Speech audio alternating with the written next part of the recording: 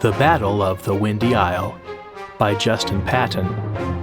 Dedicated to Micah, Miriam, and Elise. Prologue. Aveline studied the ships on the horizon as they became increasingly distinct. She stood apart from the others, endeavoring to perceive the distant sails as the salty wind whipped around her. The king's ship was marked by striped sails, and, as always, Aveline's father would be at his side. Strengthening alliances in the south required a round-trip voyage of nearly 2 months, and the return of the cortege was a heralded event. The keep of Linraw was a fortress city, built upon the steep cliffs of the isle's northernmost point. Its great courtyard could accommodate thousands, as it had decades earlier for King Eric's coronation. Fewer than 100 stood atop the cliffs now, but they were just as happy to see their loved ones drawing near. For as long as she could remember, Aveline had known the peace for which her father and the king had paid so dearly. The Age of Light, this time was called, ever since the king and his battle chiefs united a weakened and fractured land against invaders from the east. The Isle of Linraw had prospered greatly in the time since, and their military might was known far and wide. Aveline was to sing in the king's hall for the feast of celebration that evening, but this was not what occupied her mind. The previous night she had dreamt of a great city. The mountain upon which it stood was larger than any in Linraw, and the city itself was utterly foreign. She had at first felt comforted by a sense of unity with these people, but that feeling did not last. A wave of terror had washed over her as she witnessed the men and women of the city dissolve into darkness. She tried to call out to them, but she was unable to form the words. When she awoke, she could not return to sleep. With her eyes fixed on the ships, she did not at first perceive the commotion that arose behind her. It was the murmuring of the crowd that first caught her attention. Aveline turned to see people pointing to the center of the courtyard. As the crowd withdrew, she saw a strange, rippling swirl in the grass. An odd trick of the breeze, she considered. But suddenly, a terrible sound like a great thunderclap eclipsed the wind. Those nearest the middle of the yard were knocked to the ground as if a great gust had toppled them. From the strange, waving shape there emerged men, warriors clad in black and red. They poured forth as if a doorway had arisen from within the earth itself. Only 2 guards were posted outside, but immediately they charged toward the enemy. The guards proved capable at first, felling every intruder they met. But more enemies appeared, rushing on ahead of them, away from the keep. The alarm now was raised. Aveline saw that some of the intruders had taken notice of her and were approaching quickly. There was nowhere to go. When the first one drew near, she was able to evade his outstretched arm and relieve him of his shield. She drove the edge of the buckler hard into his neck, and he fell to the ground, gurgling. If these brigands thought the women of Linraw were not fighters, they were about to learn differently. 2 other raiders closed in on her. Spinning around to avoid the next attack, she brought the flat surface of the shield up hard into the nose of a second opponent. Blood poured down into his ruddy beard as he stumbled back. Keep guards ran out by the dozen now to face the enemy, but they were too far away to help Aveline. She watched a third assailant as he closed in. This one was different. Dressed in all black, tall and pale, he wielded a strange weapon similar to a club. As he drew nearer, she realized it was no club, but a length of jagged bone. She gripped the shield tightly, watching to see how the enemy would attack. "Singer," he said, hate dripping from his icy voice. He reached the bone outward slowly, pointing it at her. It touched her shield, and instantly the piercing clap reverberated again. At the sound, the invaders vanished, along with the man in black, as if they had been only a dream. The shield Aveline had been holding fell to the ground. When the ships arrived, 200 Linrawan warriors met the king at the docks. "Tull, what has happened?" Eric asked, looking into the troubled eyes of his trusted sword brother. "We were attacked," Tull replied. "How or by whom I cannot say. They appeared upon the courtyard as if by magic, and disappeared just as quickly. They were seen neither by land nor sea. "They did not attack the keep?" the king asked. "No. They killed some in the yard, but they came for something else," said Tull, his eyes falling to the ground. "Aveline is taken." The king stared at Tull for a moment, then turned toward the ships to search the faces of those coming ashore. "Does he know? If he is not here with us, he surely rides after her already. Go find him. I fear he will need more than his horse and blade to bring her home." Chapter 1: Virgil of the Wood. Once upon a time, 3 children were sent to their grandparents' home for the summer. They were not altogether happy about it, but their parents had gone on a special trip of their own, so the children had to make do. The oldest, a boy named Ison, tried to convince his 2 younger sisters, Sarah and Margaret, that the best part of this trip would be exploring the woods where Grandpa liked to hunt. He was certain he could wander happily in the forest for weeks, whether his sisters joined him or not. Young Margaret felt their train could not arrive soon enough. Her older siblings were attentive, but they were poor substitutes for her mother and father. Margaret was not afraid of being alone, but she missed having grown-ups with whom to talk. As for Sarah, she usually preferred her routine to remain undisturbed, but she loved spending time with her grandparents. Missing out on summer activities with her friends was hard, but she rarely regretted a new adventure after it was underway. All 3 were growing more excited by the hour. As they traveled through the countryside, the train passed over small rivers and through rolling hills, and the trees outside grew taller and more plentiful. The children lived on the plains, but their grandparents' house was nestled in the hills among hundreds of old mossy oaks near the edge of a great forest. As with any wilderness, people sometimes told fanciful stories about that deep woods. These stories always captured Ison's imagination. The girls spent their time on the train playing card games and reading, but he stared out the window and imagined himself tracking wolves in the back country. Finally, the train pulled into the stop, and soon there were laughs, hugs, and sweet treats as the children greeted their grandparents. The last few miles of scenery on the way to the farmhouse were pleasantly familiar, with contours and landmarks the children had grown to memorize over countless visits. Having moved between cities over the years, the children felt as if their grandparents' home was the one unchanging constant in their lives. The girls were happy to talk with Grandma about the colors she had painted the spare rooms, Grandpa's sizable garden, and the rest of their plans for the summer. Ison peppered Grandpa with questions about the forest and the quality of the hunting this season. To his disappointment, Grandpa informed him that no one had ever heard of a wolf in the forest. Even the coyotes were rarely seen, but their cries could often be heard at dusk. Still, the forest was many hundreds of square miles of untouched wilderness, and Ison thought surely somewhere out there was a secret waiting to be found. Eventually, they turned onto the long gravel driveway that climbed halfway up something Grandpa called a very big hill, but the children considered every bit a mountain. When the car came to a stop, they leapt out and ran into the house, their bags barely clinging to their shoulders. Clothes and toys were tossed about haphazardly, and the children quickly transformed the grown-up spaces into something that felt like home.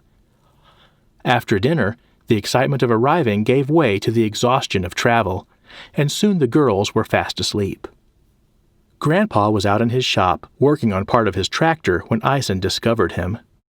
"Is it broken?" he wondered. "It got a little roughed up," said Grandpa. "I think it was asked to do just a little more than it was capable of. Dragging logs that were too big for it, probably." "You're usually so careful. I'm glad you let yourself get wild with it for once." Ison liked to try to tease Grandpa, but he was genuinely surprised. Grandpa smiled. "Well, I didn't say it was me driving. I loaned it to a friend." "Some friend," Ison muttered. "He's not a bad guy," Grandpa replied, "and that's why I have a shop, so I can fix the things I can fix." "Yeah, but he should have offered to pay for the repairs at least." Grandpa chuckled. "You sound like your grandma.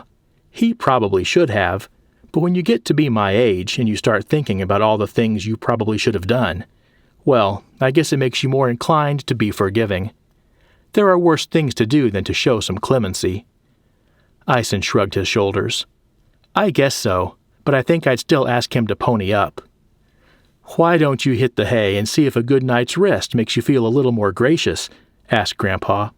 "And if not, you and Grandma can discuss my shortcomings over breakfast." Ison was the last to wake up the next morning.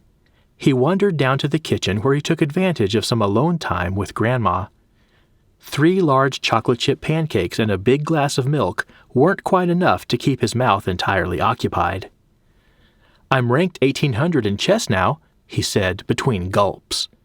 "Wow, is that good?" Grandma asked. "Pretty good," Ison responded. "Where are the girls?" "They went out to look at the chickens," replied Grandma. "What did you and Grandpa talk about last night?" "Oh, nothing," he smiled. "I'm going to see if the girls want to explore the forest." "You all stay together if you go into the woods, and be back for lunch by noon." Ison nodded as he walked out the door.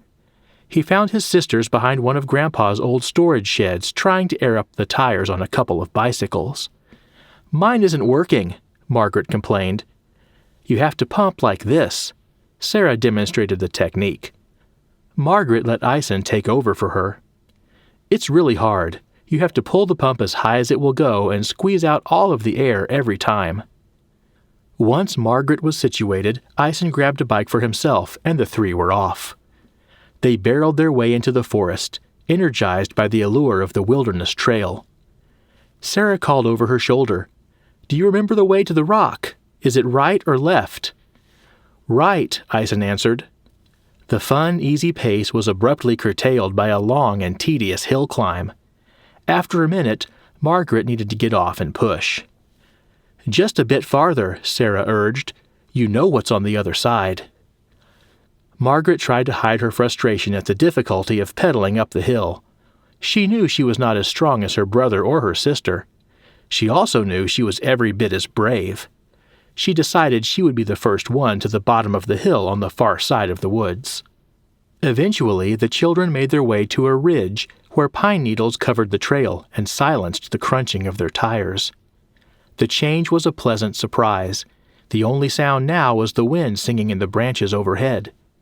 After the climb, the quiet, gentle ridgeline made it seem like they were flying through the trees on wings. Then the path began to slant downward, and the bikes picked up more speed. Margaret pedaled hard, and soon she passed Sarah. Ison had a big grin on his face as his hair blew backward and the trail became a blur of green all around him. "Woo!" Margaret yelled. Joyful laughter echoed through the woods as they finally came to a stop near a small stream at the edge of another, steeper rise. This hill had a large white outcropping of rock jutting out near its peak. Margaret had indeed been first to the creek. Ison leaned his bike against a tree. "Last one up's a rotten egg," he shouted, hoping he could win this rematch. After several minutes of careful stepping, climbing, and scrambling, the children made it over the stream and up the steep slope to the flat stone perch. It was still cool to the touch, but now bathed in morning sunlight. "The bikes look like toys from up here," said Sarah. "Margaret, watch your step." "You're looking down when you should be looking up," Ison said in his wisest-sounding big brother voice. He stretched out on the rock with his hands behind his head. The girls joined him in lying back and staring at the patches of blue sky peeking through the green leaves. Ison had always perceived there was something special about mornings and evenings. Perhaps it had to do with the way the light played on the tree trunks at such a steep angle, the contrast making things look so much different from the rest of the day. It was like glimpsing a hidden secret. In those moments, he felt he could more easily believe in all manner of fantastical notions. They all played the game of guessing cloud creatures for a while until they began to feel drowsy. Ison thought it must be the natural lullaby of the dancing shadows and rustling leaves. He could almost hear a rhythm to it. Margaret was the first to realize there really was a tune of some kind drifting on the wind. "It's like music," said Margaret. "I hear music over my head." "What is that?" asked Sarah, propping herself up. "It sounds like singing, but where?" Ison wondered. He stood up and looked all around. The sound was faint, barely audible above the wind. He couldn't get a sense of the direction of it.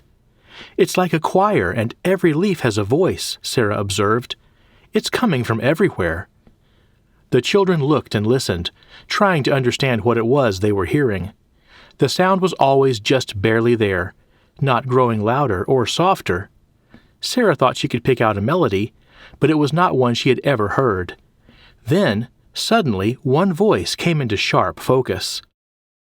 "The rock the same then and now, here now and not yet.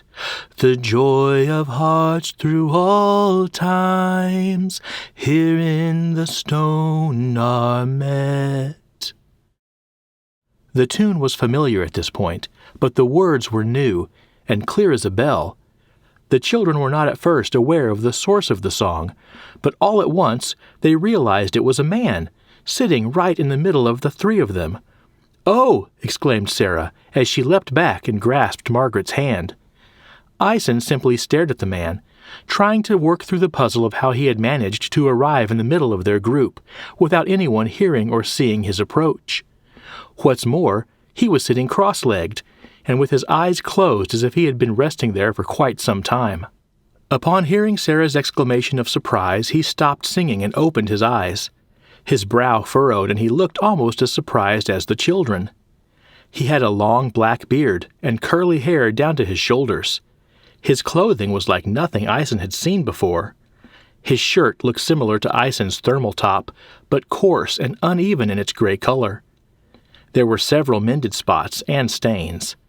It was very long, bunching up on his legs under a belt at his waist. His pants looked like something Grandpa might have kept for outdoor work, or maybe Grandpa's grandpa.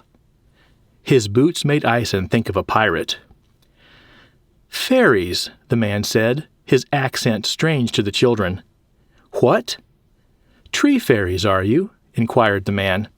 "I have never seen such colors." He motioned to the children's shirts, which did seem incredibly clean and bright compared to his own.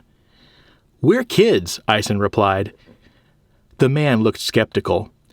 "Very few catch me unawares, and never little ones." He turned his head back and forth to be sure he had counted the children correctly. "It looks like I'm surrounded," he said. "You're the one who snuck up on us. I think my sisters almost jumped out of their skins," said Ison. "Do you live around here? Are you hiking?" The man looked the children over, then he looked to the sun. Slowly he rose to his feet and began to survey the woods. "I live a long way off," began the man, "but I came here to think and pray." "You aren't fairies, then. But did you have something to do with changing the wood?" Ison turned from the stranger for the first time since being startled by his presence. The rock face looked strange, bigger. "Where are the bikes?" Margaret asked. Ison looked down the hill and realized something was wrong. The stream, the bikes, even the trail was gone. Or maybe they were looking in the wrong direction. Or they had been buried by leaves? "Sir," he began nervously, "my name is Ison. These are my sisters, Sarah and Margaret. We are staying just over the hill. Would you like to come and meet our grandparents?" He didn't particularly care if the man met Grandma and Grandpa, but he wanted to get back to their house immediately. Something was wrong, and he did not know what it was. "Ison, Sarah, Margaret," the man bowed his head slightly. "I am Virgil. If you are missing things you brought with you to this place, as am I, then perhaps we should walk together for a bit. I will follow you." The children and Virgil climbed down from the rock face, glancing forward, then backward, to assure themselves of the proper direction. It was clear to Ison where some of the landmarks were, but so many details were wrong. The trail itself was missing. He kept trying to make sense of it. Maybe they were just a few dozen feet off to one side or the other. Maybe they would come across the path any second. But they didn't. The pine grove was there, but no trail. When they arrived at the halfway point down the hill, there was nothing. No road, and no house, just wilderness. They stood confused, looking out over the undeveloped valley that was dotted with houses only hours before. "We've come the wrong way," Eisen declared, less certain than he sounded. "I guess I got turned around. Let's go back to the top of the hill and try the other side." He wasn't sure this was true, but it would explain the missing house. It also seemed possible that he was losing his mind. He wondered if a person could tell when they had gone crazy. But before he could consider it further, their new acquaintance dropped into the leaves at their feet. "Down," whispered Virgil, tugging at Eisen's pant leg. It took a moment, but Eisen ducked down himself and pulled the girls down with him. "Look!" Virgil pointed through the trees. In the distance, 2 columns of men were marching through the valley. They looked strange, carrying a variety of items Eisen could not make out. There were at least 6 red banners hoisted high by the men in front. In the middle of the group was a black coach, with 4 doors and 7 men riding atop. It was pulled by 4 horses that were unlike any the children had ever seen. They were unusually large, with dirty reddish coats. They lumbered along comfortably in time with the men. They were moving east and would not likely approach the hill from which the children watched. After a while, the strange troop passed out of sight, and Eisen's thoughts returned to their present dilemma. "Grandma and Grandpa's house! It's gone!" Margaret said. "It was here, right here, but there's no sign a house was ever here." Eisen pointed to the invisible corners that should have made up the children's summer residence. Large trees stood in the middle of where the house should have been. "Then it is not only my world that is gone." Virgil stood back up. He measured the valley with the palm of his hand. There was a great city in this valley, Mariant, home to 50,000 souls. The land lays the same, but this is not my world. Some magic has been worked. "Did you recognize those men?" Sarah asked. "No," replied Virgil. "Then why did we hide from them?" Margaret wondered. "I prefer to know more about a company of men that size before I introduce myself," Virgil smiled. "They looked like soldiers to me," Eisen suggested. "You say there was a big city here. What was it like? Was it near an interstate? A road with lots of cars and trucks?" Somehow he did not think Virgil had ever seen a tractor-trailer. "I don't know cars and trucks, and I have never seen anyone like you children," said Virgil. "While the men who passed by appeared more familiar to me than you children, there are many things about them I still do not understand. But you 3, you were at the altar. You and I, we had reason to be at a holy place. So I think we are more likely allies, regardless of how different our worlds may be." "If this isn't your world and it isn't our world, why does it look so much like both worlds?" asked Sarah. "My teacher told us about different worlds one time," said Eisen, "where more than one dimension might exist, but we can't see it from where we are. Like lots of different rooms all right next to each other, but invisible to each other." "You know of such things?" Virgil marveled. "You are not fairies, but perhaps you are something else." "If it's true, it's only science, not magic," Eisen answered. "Like that carriage that passed by had wheels to make rolling possible. With the right tools, it could be possible to travel between dimensions, theoretically." Virgil was quiet for a moment. He seemed to be thinking through a puzzle. "You say it is not magic, but you speak of something about which I have been told," he said. "And magic is exactly what it is." Then Virgil bowed his head and removed a necklace he had been wearing under his shirt. At the end was a brilliant blue stone, with what appeared to be 3 interwoven leaves carved into it. He held it in his open palm for the children to see. It was somewhat crude, but still beautiful. "I was given this in my world," he said. "I was told it was a tool, as you say, for traveling between worlds. I have never been able to make it work. Until today." A moment of panic came over Margaret as she realized the full extent of their predicament. "I want to go home! I want Grandma and Grandpa!" she exclaimed, her voice shaking. She felt scared at first, and then angry about feeling scared. "I believe we can all go home," Virgil said gently, "but it may take some time. And while we are here, I have some business to attend to." "Business in a world you've never been to before?" asked Sarah. "Yes. I am looking for someone taken from my world." "Who?" asked Ison. Virgil was silent for a moment. He turned to survey the valley. Finally he spoke. "My daughter."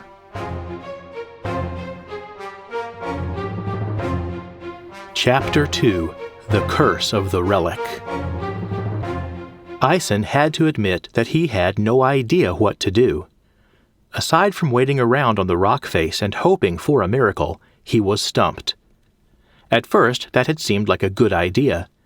Then Virgil explained he had spent weeks visiting the altar and attempting to use the stone. He said he did not know what he had done differently this time to open the way between worlds. However, it was almost certain it would take time and experimentation to do it again. Then there was the matter of Virgil's daughter. He would not be returning without her, or at least not without mounting a serious search. So they agreed to explore the region through which the black coach had already passed. For the time being, the children stayed hidden among the brush and trees, while Virgil disappeared into the woods. "We aren't supposed to talk to strangers," Margaret reminded the older two. "I think he's a safer bet than those soldiers," Ison replied. "Why?" asked Sarah. "Don't soldiers help people?" "Those guys were not the Marines. Whoever they were, they did not look friendly." "We did surprise him as much as he surprised us," Sarah considered. "I could tell he wasn't trying to scare us." "Stranger or not, we need help," said Ison, "and I have a good feeling about him." When Virgil returned, he led them back up the hill. They chose to follow a herd path along the ridgeline. It took them westward, mostly parallel to the road in the valley. Sarah and Ison took turns with Margaret riding piggyback so they could make better time. But after a few hours, the sun was sinking low. They were exhausted, and there was still no sign of civilization.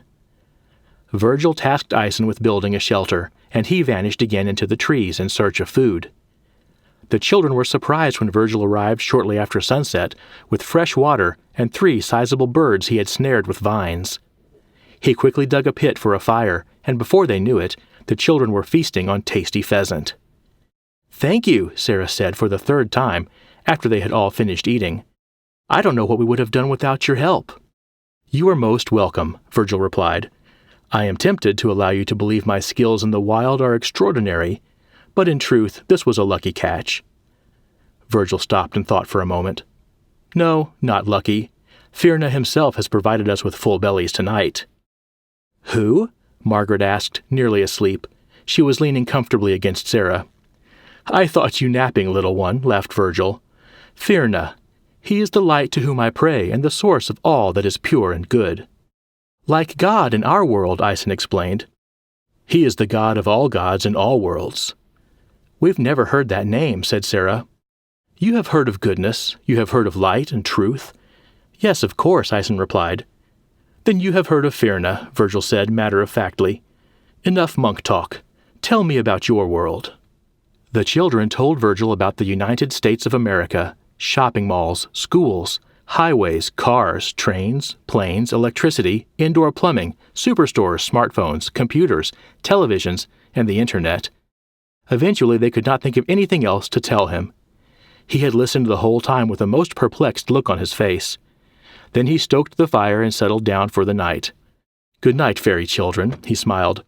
"You are right. I don't know what you would have done without my help either." The next morning was crisp and cool, and the sky grew bright red in the east. The companions awoke. Thanks again to Virgil, they had some acorns for breakfast that he had boiled overnight. They struck out again toward the west. By midday, Virgil had already made 3 trips away from the ridge to scout the valley. Upon his 4th excursion, he returned to tell the children he had seen something. He led them to a high overlook where they could see a dozen or more round structures with thatched roofs in the valley below. There was one larger wooden hall in the center of the village, and a ditch ran around the perimeter with a wooden fence just inside. Several goats and sheep grazed to the east, with 2 shepherds watching over them. "I will go alone and learn what I can," said Virgil. "You must stay here until I know more."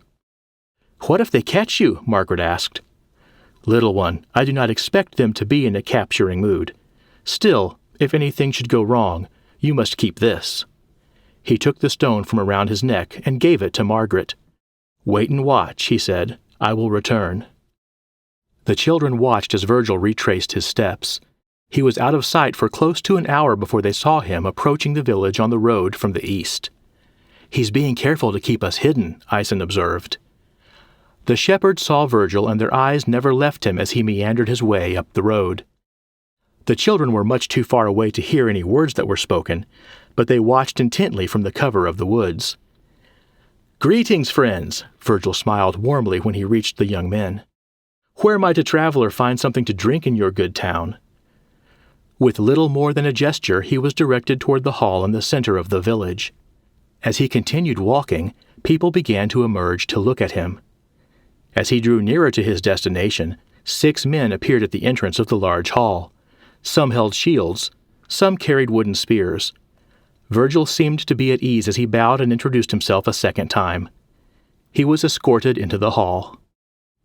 "It has been over a year since any traveler passed through," said the lord of the village, "and longer yet with a request for food and drink. From where do you hail, wanderer?" "My name is Virgil, my lord," he replied, "and in truth I do not know if you will have heard of my homeland. The largest city I can name is Mariant, though it is not my home." "Virgil," the man repeated. "I am Doran, and I do not know Mariant. It must be far indeed." There was an uncomfortable silence. Virgil had noted the lack of goodwill or even natural interest toward himself. The villagers, too, appeared distant and unconcerned with each other. Strange as it was, this behavior was not entirely foreign to Virgil. He began to have suspicions about the nature of the foul temper of the village. "Lord Doran," Virgil began, "as one new to your lands, may I inquire about the nature of local relations? I have seen men on the march, and would like to avoid trouble." "Those men will do you no harm," Doran frowned in reply. "They carry a relic of our religion over the whole of our lands. It is a talisman of blessing, ever on the move, so as to spread its influence everywhere. The men who march serve to protect it." "And it has recently visited your village?" "Yes." "Its blessing is fresh upon you, then?" "Yes," Doran replied flatly. "So you will have food and drink, and thereby partake of our good fortunes." The words could not have been more contrary to Doran's dark mood. "Thank you, my lord," said Virgil, "and if it would not be too taxing, I will bring my children to your generous table as well." Doran barely seemed to hear. His eyes had drifted away into a dark corner of the hall. He gestured to indicate his approval and shuffled away. As relieved as they had been to see Virgil emerge from the hall, the children found their comfort did not last. A sense of foreboding grew as they accompanied him into the village. The people seemed curious at first, as was to be expected, but that quickly melted away. Sarah thought it looked like the opposite of someone coming to their senses. An unnatural apathy permeated the village. Aisen was beginning to think they had been better off in the woods. Upon entering the hall they found no food or drink prepared, but this did not surprise Virgil. He had the children sit at a table while he disappeared. It was not too long before he returned with food, which he had apparently prepared himself. No one was preventing them from eating. No one was doing anything at all. "This is so strange," said Aisen. "They don't even speak to one another," Sarah observed. "There is a curse of some sort on this land," Virgil replied. "The good news is that there is no warring, but it is a fool's peace. The men we saw marching are traveling monks, you could say. They carry a relic that is part of the religion here, and it is a dark thing, I fear." Margaret did not like anything about the hall or the village, but she was happy to be nestled between Virgil and Aisen. It made her feel safer. The weight of dreariness had grown almost too great for her to bear. After they had eaten, Virgil got up and walked over to a corner of the hall. He picked up a strange-looking thing and brought it back to the table. "What is that? A tool for farming?" Sarah asked. "It is for making music," said Virgil. He cradled the wood and wire and began to pluck its strings. Tuning it quickly, he smiled at the children. "Let us conduct an experiment," he said. And he began. O gladsome light of the immortal, heavenly, holy, blessed one, in the joyful promised light of dawn, worthy at all times to praise. In the peaceful resting dusk of eve, worthy at all times to praise. In the sleepful stillness of dark midnight, worthy at all times to praise. In joyful voices praise thee, O gladsome light divine. Virgil's voice was clear and strong. It rang out in the hall, providing a stark contrast to everything the children had seen or felt in the village. As he sang, Aisen noticed a few villagers peeking in. One looked confused, while another seemed transfixed. A third man, larger than the others, stood wide-eyed and mouth agape as he listened to this music from another world. Virgil also noticed his growing audience and continued to sing. Be not silent, stars above, winds and rivers, lift your voice, let all the powers offer praise, above all holy in every way.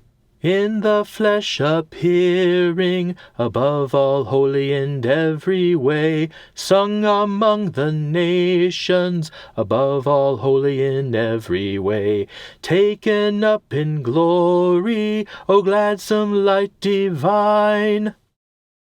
It seemed to Margaret that the dreariness had lifted. The hall even seemed brighter, if that was possible. The group of villagers had grown, and now they stood in silent amazement. Except for two men.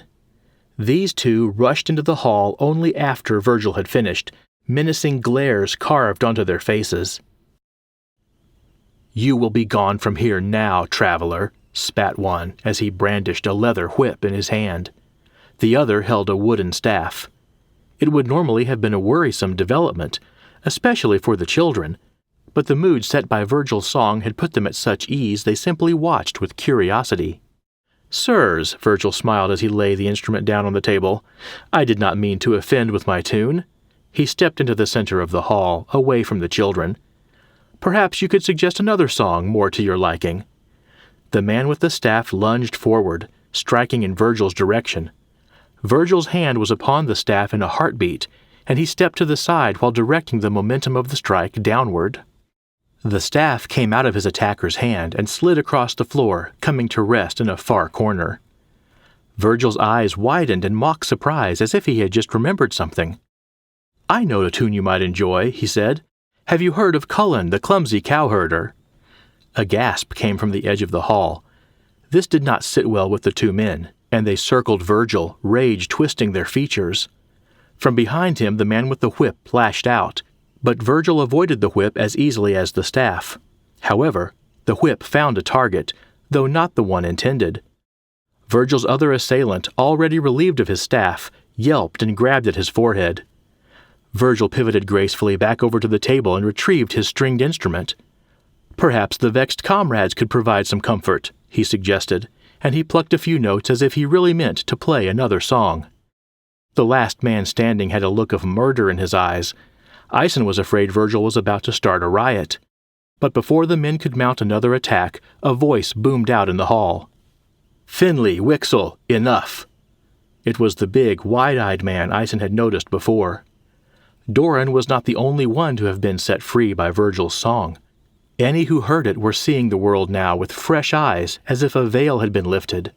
The rest of the villagers, those who were not even present, could sense the strange feeling of something joyous slowly freeing their hearts.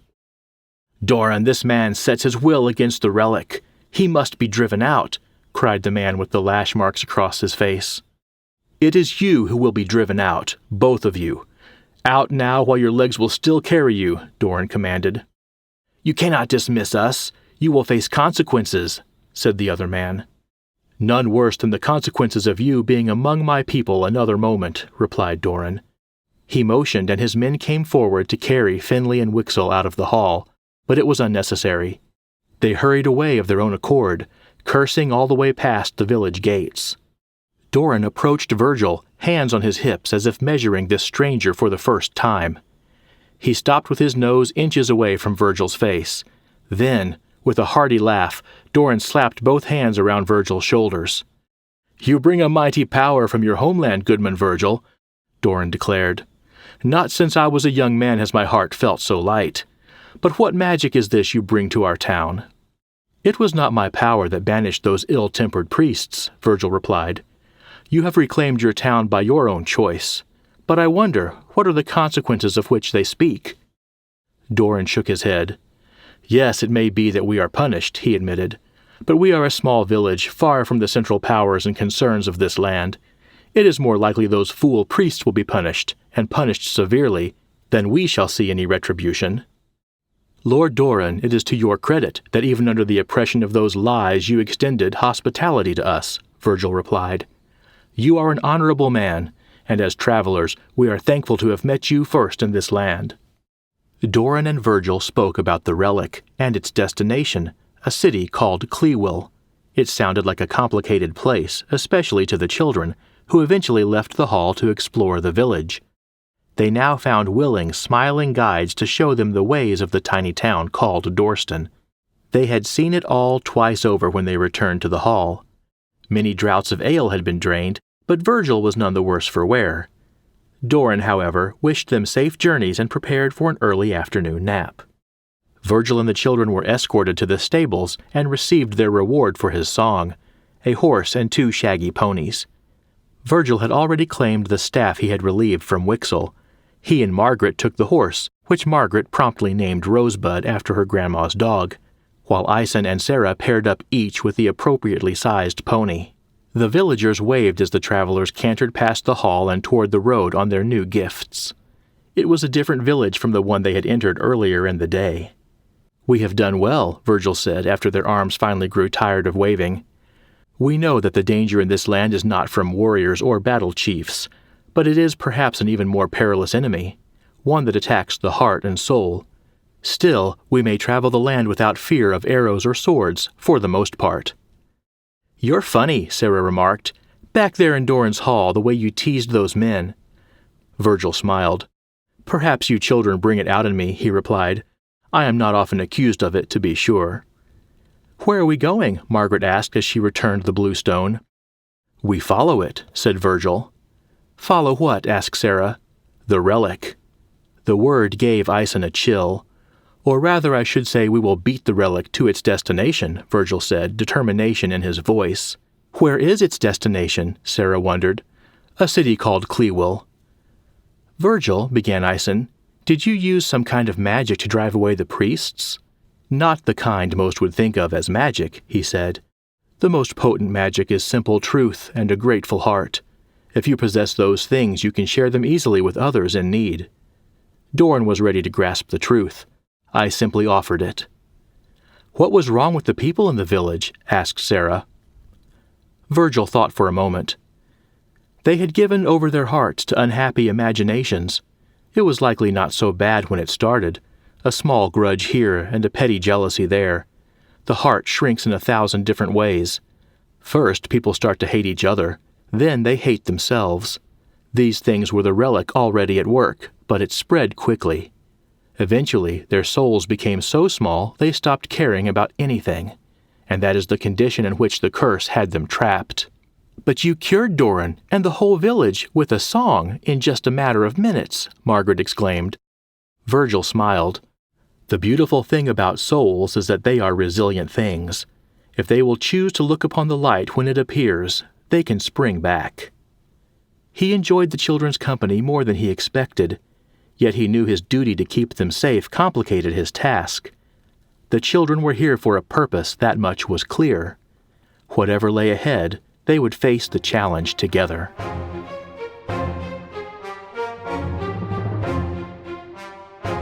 Chapter 3: The Forest Time Saver. Traveling on the road was much faster, and with their new friends trotting beneath them, Virgil and the children passed by the place of their introduction well before evening. They continued on until they came to a very great lake. It was here they decided to make camp. "I don't remember this lake," said Ison. "It's close enough to Grandma and Grandpa's house that I should remember it. It's not supposed to be here." "It is different from the land I know as well," said Virgil. "Our worlds are similar at points, and very different at others. How or why I cannot say." "Virgil, who are you?" Sarah asked. "You know how to shelter and feed us, and you knew you could protect us from Doran's priests, too." "That was a mistake," he confessed. "I truly did not believe there would be a confrontation, and I am sorry I brought you children into it." "Sorry?" Margaret exclaimed. "It was amazing! That was the best thing I've seen all summer, maybe my whole life." Virgil smiled at Margaret's enthusiasm. "Thank you, Lady Margaret. It is my genuine pleasure to have thumped 2 oafs for your enjoyment. As to who I am, well, I am a father. I am a man who has been blessed with peace for several years. I am the battle chief of Linraw, the land ruled by the good King Eric, long may he reign." "You're a soldier," said Aisen. "A warrior," Virgil began. "What about the priests? How did you know you could defeat them?" "They were very poor priests, and far poorer warriors," Virgil smiled. "Still, I would have preferred that they had not attacked. But we will not always have our preference in this land. The nearer we draw to the relic, the more careful we must be." The relic. The word sent a shiver through Aisen's body every time he heard it. He knew it was something bad, maybe even evil. It seemed to rule most of this world, and the result was the dull lifelessness they had witnessed when they first entered Dorston. As bad as it had seemed, somehow the affliction was not unfamiliar to Aisen. It was as if he had sensed this sort of ailment even in his own world, or at least in his dreams. "What is the relic? It sounds like some sort of idol," Aisen asked. "Oh, it is an idol to be sure, but I do not think it stone or wood. I believe it to be a man." "A man!" exclaimed Sarah. Virgil nodded. "He does not show himself, and in fact he may not always remain in the carriage as it travels the land. He is a creature that eats away at this realm and its people." "What are we going to do when we catch up to him? Will you sing another song and set the men in his company free?" Aisen wondered. "I don't think so," Virgil replied. "We will likely have to confront the curse some other way." He saw the unsettled look on the faces of his 3 young companions. "Do not worry, children," he said. "I have a plan. He will arrive in Clewell in 5 days. We will take a time-saver through the great forest and arrive before him to search the city. It is the most likely place to find my daughter." None of the children were sure why Virgil thought she would be in Clewell. It seemed she could just as easily be anywhere else. However, to their surprise, each of them was feeling less fearful and more exhilarated on their journey with their new friend, and they wanted to help him. Margaret was especially sympathetic. Virgil's daughter had been alone now for all these weeks. She thought of how much she missed her own parents, but also of how Virgil helped her to feel safe even without them. She hoped they could find Virgil's daughter soon and help her to feel safe again, too. Early the next morning, Aisen awoke to find Virgil brushing the ponies and whispering encouraging words in their furry ears. When he noticed Aisen stirring, he assigned him the task of cleaning fish for breakfast. Aisen wished he kept his eyes closed just a bit longer. It was not a normal breakfast, but at this point the children did not mind. Warm food was good food, and they ate every bite. Sarah and Aisen mounted their shaggy ponies. Sarah had named hers Stormy and was growing quite attached to him. Aisen was still mulling possible names for his noble steed. After breakfast, Virgil lifted Margaret up to the saddle of his horse, and all 4 of them were off again. The road carried on eastward, but as the edge of the Great Lake began to arc toward the north, Virgil stayed near its banks. They soon departed from the comfort of the road and passed through a wall of towering trees into thick woodlands. They rode slowly as the path, if one existed at all, was deep in fallen leaves, soft and uneven. They were not forced to dismount, though it seemed they moved slower than a walking pace. Aisen thought the forest looked prehistoric. All its features seemed oversized, from the height of the trees to their thick trunks, to the giant leaves of the ferns and the butterflies lighting on them. It was perhaps the most otherworldly thing they had seen since coming here. Eventually, a trail of sorts did emerge, identifiable by a narrow clearing that seemed to reveal its depth only a few feet at a time. On the second day of their woodland travel, Sarah was beginning to feel a bit claustrophobic. Neither blue sky nor white cloud was visible through the canopy of leaves above their heads. "Will you please tell us about your daughter?" Sarah asked. Virgil's expression did not change, but it took him a moment before he began. "Her name is Aveline," he said. "She is a strong, smart lass. She is in her 17th year, and the finest singer I have ever heard." "I guess we know where she got that from," Sarah smiled. "Oh no," Virgil protested. "My singing may have seemed lovely next to the foulness of those serpents in Doran's hall, but Aveline's voice can render one speechless in the finest hall and on the most blessed day." "Is that why she was taken?" asked Margaret. "Because someone wanted her beautiful voice for themselves?" "No, little one, though I wish it were that," he said. "Perhaps to stop her from singing. It is part of an age-old battle waged upon my world, and perhaps all our worlds. Our land has known peace for many years, but by stealing away our singer the enemy hopes to plant seeds of fear and doubt. In time those seeds may grow into even darker things, just as they have here. The enemy is patient." "Who do you think took her?" Eisen asked. "Perhaps you can guess." "The relic," gasped Sarah. "The power is known by a different name in my land. It always disguises itself and always works against the light in 100 secret ways." "We have never heard of him in our world," said Eisen. "They have never heard of him in this world either. Relic is but a word to them. It has no real meaning. He makes his temple in Clewell, and would not hold Aveline captive anywhere else," Virgil answered. Eisen was about to speak, but then he thought he saw something move out of the corner of his eye. He turned to his right and gazed at a distant mossy stump. He could have sworn it had shifted. They had come upon a part of the forest where the knotty roots and slippery rocks were mostly covered in green fuzz. The parts of the forest floor not hidden by fallen leaves were mossy as well. Virgil slowed Rosebud to a stop. He cocked his head to one side and listened. Then he dismounted and carried Margaret over to sit with Sarah atop Stormy. Virgil stepped carefully off the trail, leaving green footprints wherever his steps disturbed the leaves. He came near the area where Eisen thought he saw movement, and waited. After some time, he bent down and spoke.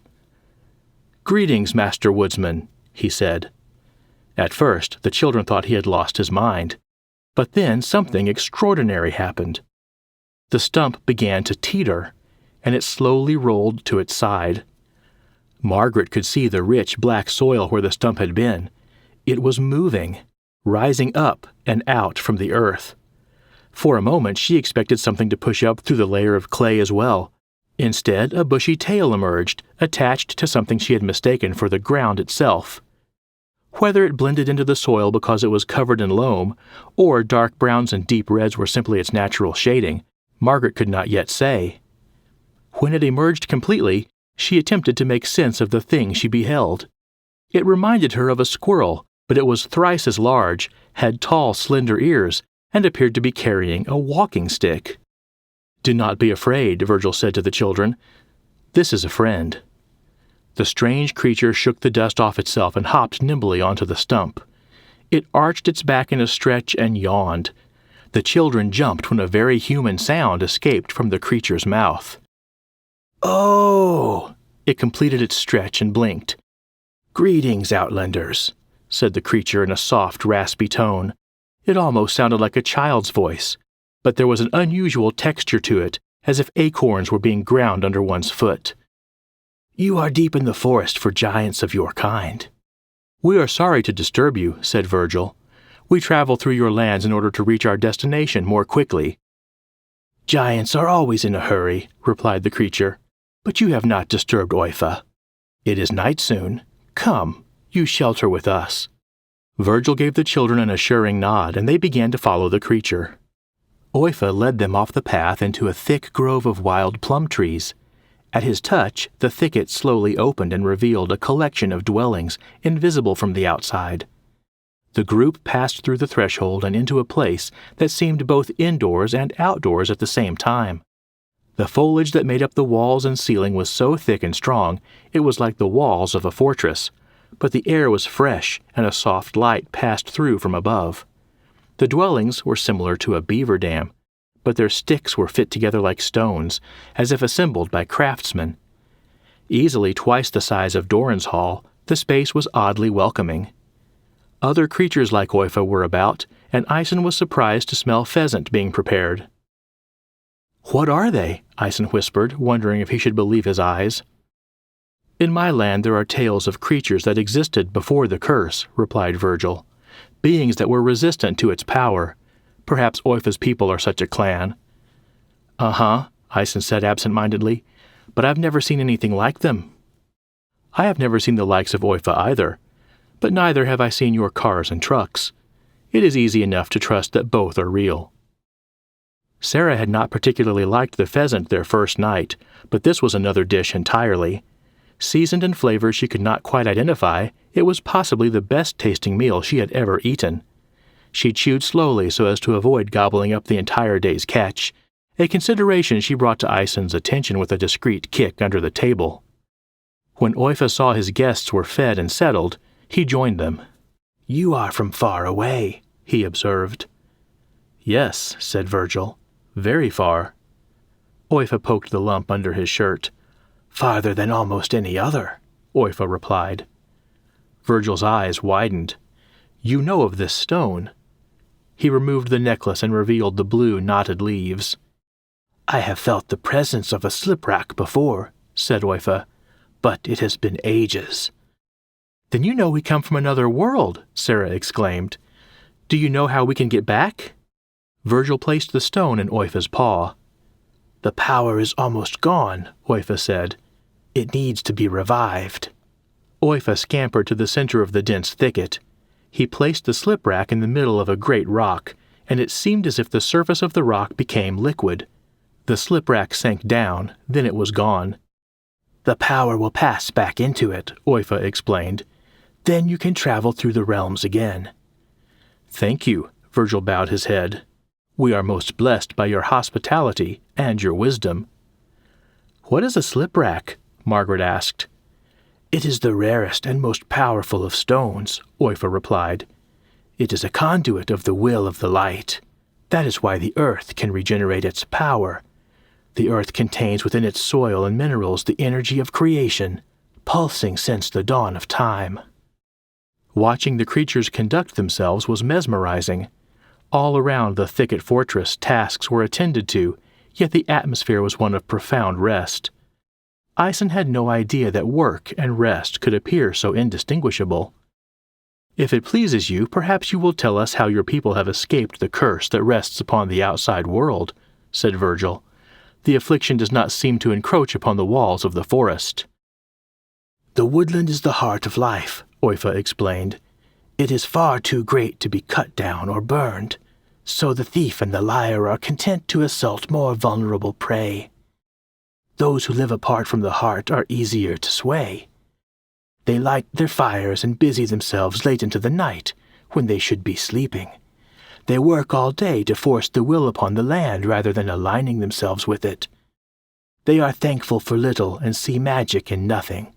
So the lies are sweeter to their ears, and they find faith in evil things to be easier than faith in the light." Oifa spoke. Virgil listened, and soon the children were fast asleep. "The enemy travels too, but without a stone," Virgil said, after he was certain the children were sleeping. "The thief imbues runes with his vile power through the sacrifice of his worshippers," Oifa revealed. "The runes take his servants between worlds. They can possess additional powers as well." Virgil nodded. When the king had given him the traveling stone, he had been skeptical. Yet his desperation to find Aveline made him willing to pursue any hope, however slim. It had been Eric's faith in the stone's potential that had persuaded him to make the trip to Mariant and keep vigil at the altar. "Is it faith that brings the sliprock to life?" he asked. "Faith," Oifa replied, "and joining in the work the light has prepared for you since the dawn of time." "After the stone is revived, how many travels will it permit?" "The stone holds the power to go and return, or it can go twice without returning. Then it must be revived again." "How is it to be revived apart from this place?" "If it returns to the world from whence it came, the power will renew in time. Otherwise it must touch the heart of life, though there are few like Oifa's kind who still remain near it. But one may find the heart of any world, if one knows where to look. At dawn, Aisen awoke and found Virgil preparing to leave. "Did you get the stone back?" he asked suspiciously. "Of course," Virgil replied. "You will be hard-pressed to find a thief here. And yet, I wonder if perhaps I am the thief for keeping it. Just let Oifa borrow it the next time he visits Linraw, and call it even," said Aisen. "Ha!" Virgil smiled widely. "I think the rhythm of forest life agrees with you. You remind me of my sword brother Tull. He chides the softness of my heart at every turn." Being compared to a warrior pleased Aisen tremendously. He realized that he was feeling unusually refreshed these last few days, especially for someone trapped in another world.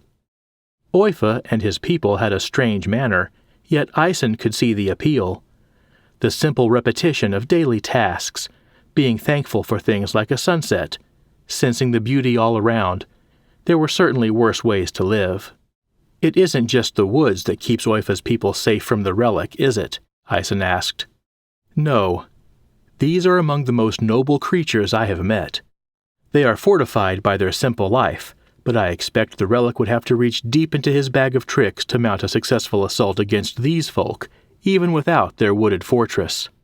Virgil considered his assessment. "Though none are invincible," he added. "Every thinking creature is vulnerable in some way. Still, I believe our time here will be like a shield for us.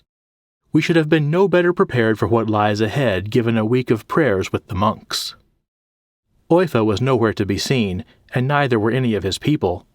That didn't mean they weren't right in front of the children, of course. Aisen was careful not to step on any logs or branches just in case. Before they departed, Aisen looked into his pony's eyes. "You look like a blaze," he said.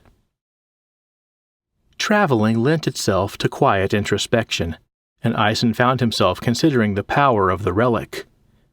The enemy of humanity in his world had a name. Was the relic the devil? Virgil said he was a man, which did not make sense. He could travel between worlds, poison the minds of men, and was an enemy of the light. What man could do that? Most disturbing was this weakness that made everyone, including himself, vulnerable to the curse. Purpose, joy, virtue, all these things could either be obscured or forgotten entirely if one turned from the light. They had been riding for over an hour, and so deep in thought was Aisen that he did not at first hear his name called. Upon the second shout, he brought Blaze to a halt.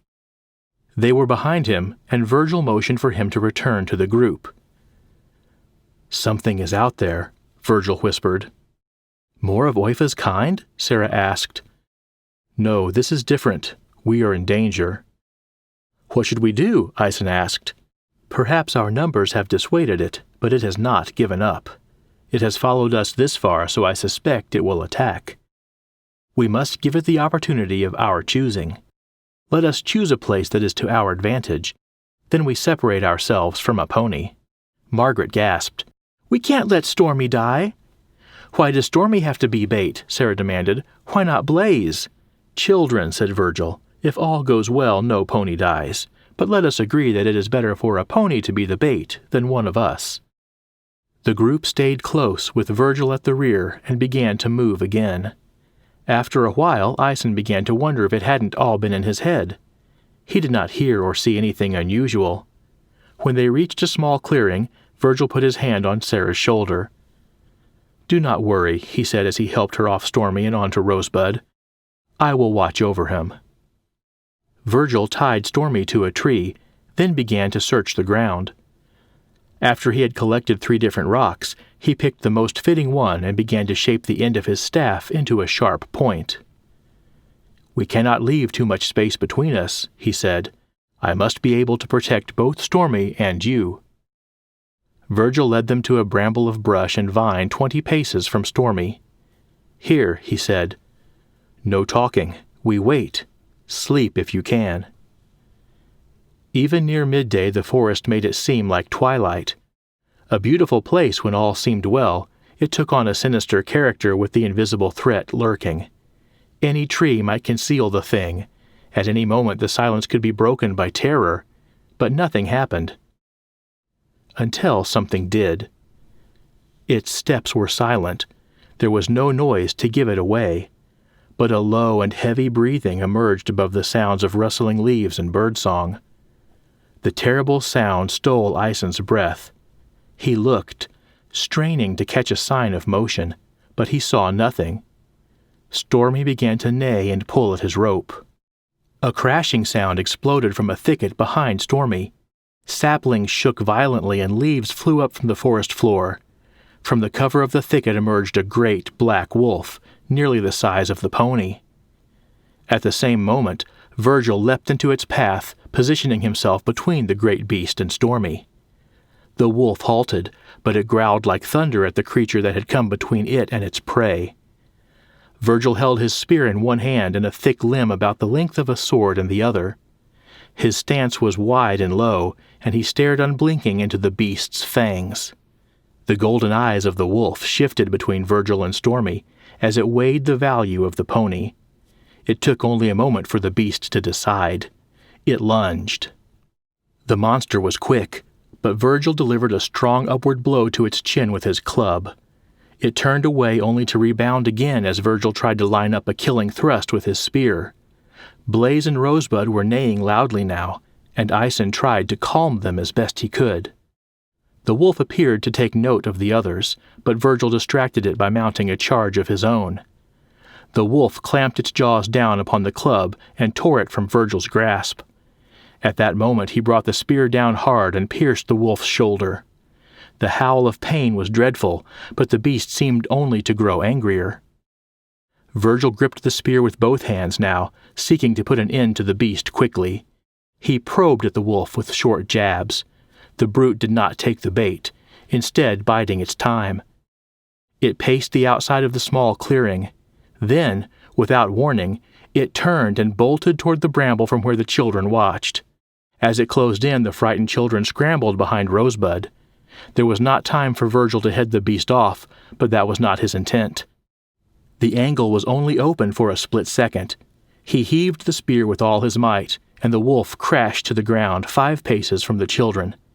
It was dead. The girls ran to Virgil and clung to his waist, tears streaming down their faces.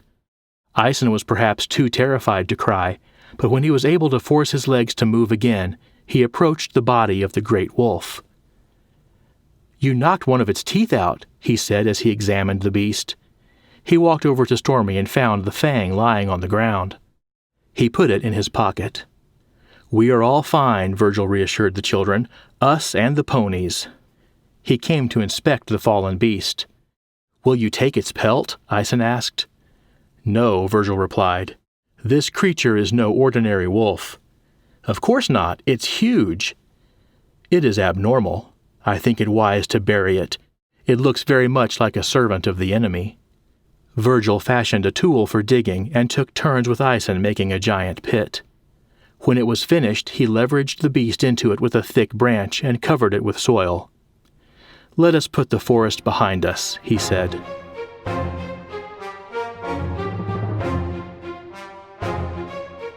Chapter 4: The Gilded City. As the forest began to thin, the companions caught sight of a great field in the distance.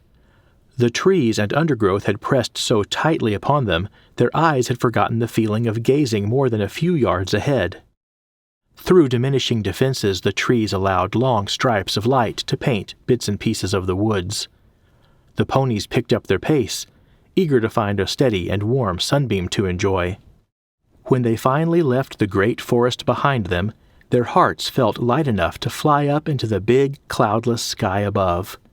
Surrounding the grassy valley through which they now rode were several mountains, but one in particular drew their attention. About halfway up, before the snow line, was a huge city, Clewell. At a distance, it appeared like any fairy tale city one might imagine. Its size alone was staggering.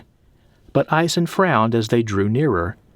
He expected to see the decorations befitting a grand city, like the minarets of Istanbul or the ornamentations of Saint Denis. Instead, he saw plain, gold-plated domes. extravagant for certain, but utterly lacking in artistry. The master's touch was simply not there, or if it had once been, it was now obscured. Oifa's wooden huts were adorned with more passionate handiwork. "The curse appears differently here," Virgil said, as Aesen's eyes scanned the city on the mountain. "How is it different?" "In Dorston they cared too little," said Virgil. "Here they care very much about their wealth. It is perhaps the only thing they care about. This is where the relic makes his home." "Are there no poor people?" asked Margaret. "Oh, there are always poor people. I do not believe we will have any trouble blending in. Very little will cause these folk to take an interest in anyone besides themselves." Sarah frowned. "Isn't that true of most people?" she asked. "Aye, it is a struggle for all, to be sure." "There are times when I'm unhappy," Sarah confessed, "but when I visit with the old ladies on my street, it makes us all feel better. There is no greater kindness than to sit with the widows." "I can see you are like the thread, Sarah," Virgil said with a grin. She looked confused. "You knit people together. The widows, the widowers, Aesen and Margaret. You are like a bond for your family, even if they do not always see it." Sarah smiled. Virgil always knew just what to say. It took the whole afternoon to traverse the valley and make the climb up the side of the mountain. Virgil's suspicions proved to be accurate. When they arrived at the gates, there were no sentries, and the people who milled about in the city's outer circle did not seem bothered by their presence at all. Aesen had only seen such dense crowds a few times, mostly at big sporting events back home. Virgil crisscrossed a portion of the outer circle, eventually stopping near a cluster of people that appeared to be exchanging things. It seemed to be an outdoor market of some sort, but Aesen could see no wares for sale. Virgil appeared resigned as he tied Rosebud up along with the ponies. "What are we doing?" Aesen asked. "We will need coin. Do not worry, everything will be fine." It was then Aesen realized the people weren't exchanging goods. They were placing bets. Several strong-looking men stood around the edges of the circle. It dawned on him that Virgil intended to fight for the money they would need. "What's going on?" asked Sarah. "I don't think you want to know," Aesen replied, "but he said everything will be all right." Virgil spoke to a man at the center of the circle, pointed over to Rosebud, and they came to an agreement.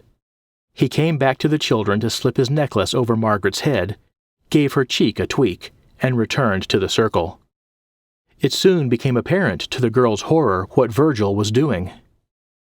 "Citizens, we have a new fighter in the circle," called out the ruddy gamesman with dirty trousers. "Sir Virgil will challenge Sir Winston in bare-handed wrestling. Wagers taken now." The roughnecks of Clewell's outer circle took note and began placing their bets. "Don't worry," Aesen told the girls. "He knows what he's doing." Sarah did not look convinced. "And he isn't betting Stormy this time. He's betting Rosebud." Margaret's eyes grew wide. Soon enough, Virgil and his opponent squared off before the crowd. As they circled each other, Aesen realized that he was not moving at all as he had in Dorston. He looked slower, almost clumsy. The first swing from Winston caught him in the jaw, and Virgil spun around and staggered back. The girls gasped.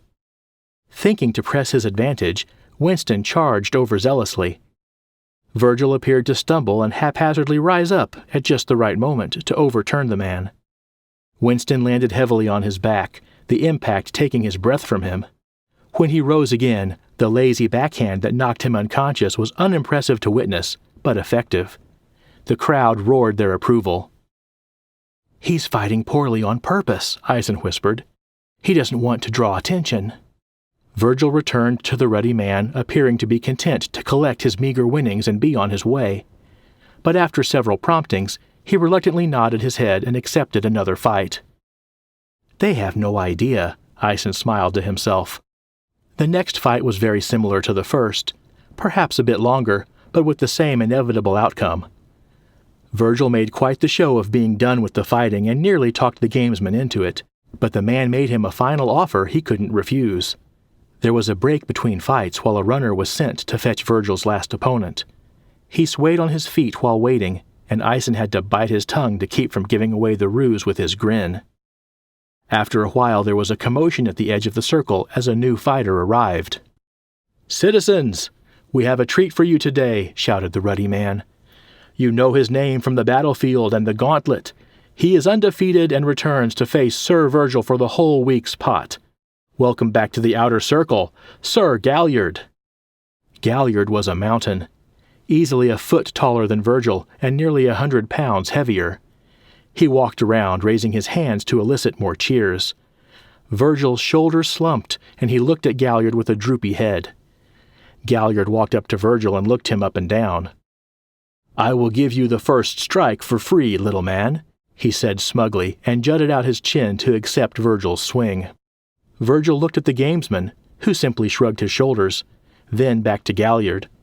He seemed to struggle to gather what little energy he had left. Galliard smiled. Then, in an instant, Virgil's upper body shifted.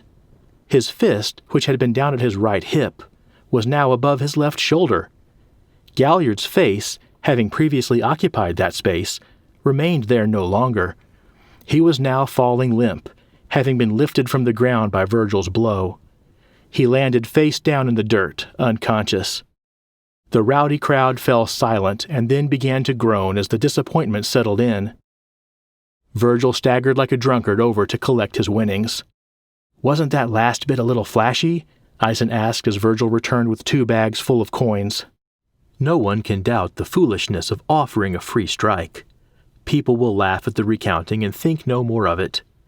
I wish there had been another way, but this city runs on gold. Without it, we could not explore the inner circles. The week's pot was substantial, and Virgil's first priority was to disappear. They took a long, twisting course around the outer circle of Clewell. When he was satisfied that no one was following them, Virgil found an inn and a stable far removed from the main roadway, and the children's thoughts quickly turned to the first proper meal and bed they had known in days. After their bellies had been filled with hot beef stew, they decided to take a walk before bedtime.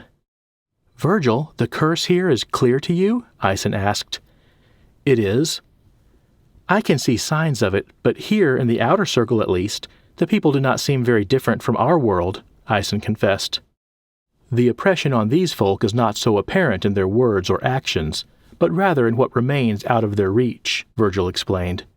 "By their birth in the outer circle, they are prevented from owning property, marrying outside their circle, or becoming a warrior, scholar, or merchant." "But they seem happy," said Sarah, "much happier than the people of Dorston before you chased away the priests." "In truth, not one of those forbidden freedoms brings happiness entirely on its own," said Virgil, "and it is those that do the forbidding that deal in the curse here. Remember, the curse will grow stronger the deeper we venture in. Here in the outer circle the people are affected the least. It will be different tomorrow." "We go to the inner circles tomorrow?" Sarah asked. "Indeed," Virgil replied. "In the morning we must buy appropriate clothing, such as the proud wear, and in doing so we begin to play the cursed game." The next morning Ison found himself wearing a fine silk tunic, golden in color but otherwise plain. His trousers were dark gray canvas, and black boots completed his new attire. It felt strange to put away his normal clothes. He wondered if he would ever wear them again. Ison removed the wolf fang, his keychain flashlight, and a bottle opener from the pockets of his blue jeans, and found a place for them in his new trousers. The girls wore long golden skirts matching Ison's tunic, and blue slippers. "Yuck," Margaret spat. "I feel like a mummy." "How do girls climb trees in Clewell?" Sarah asked. "I do not expect the young ladies of the inner circles to do much tree climbing," Virgil offered. "That's the worst curse I've heard so far," Margaret fumed. Virgil replaced his Lynrawyn clothing with pieces that looked similar in style, but the effect was anything but subtle. In clean, new garments, he looked every ounce a high nobleman, born to walk the upper circles of the city. Leaving Stormy, Blaze, and Rosebud to be cared for in the stables, they entered the next gate and pressed into the first of the wealthy circles of Clewell.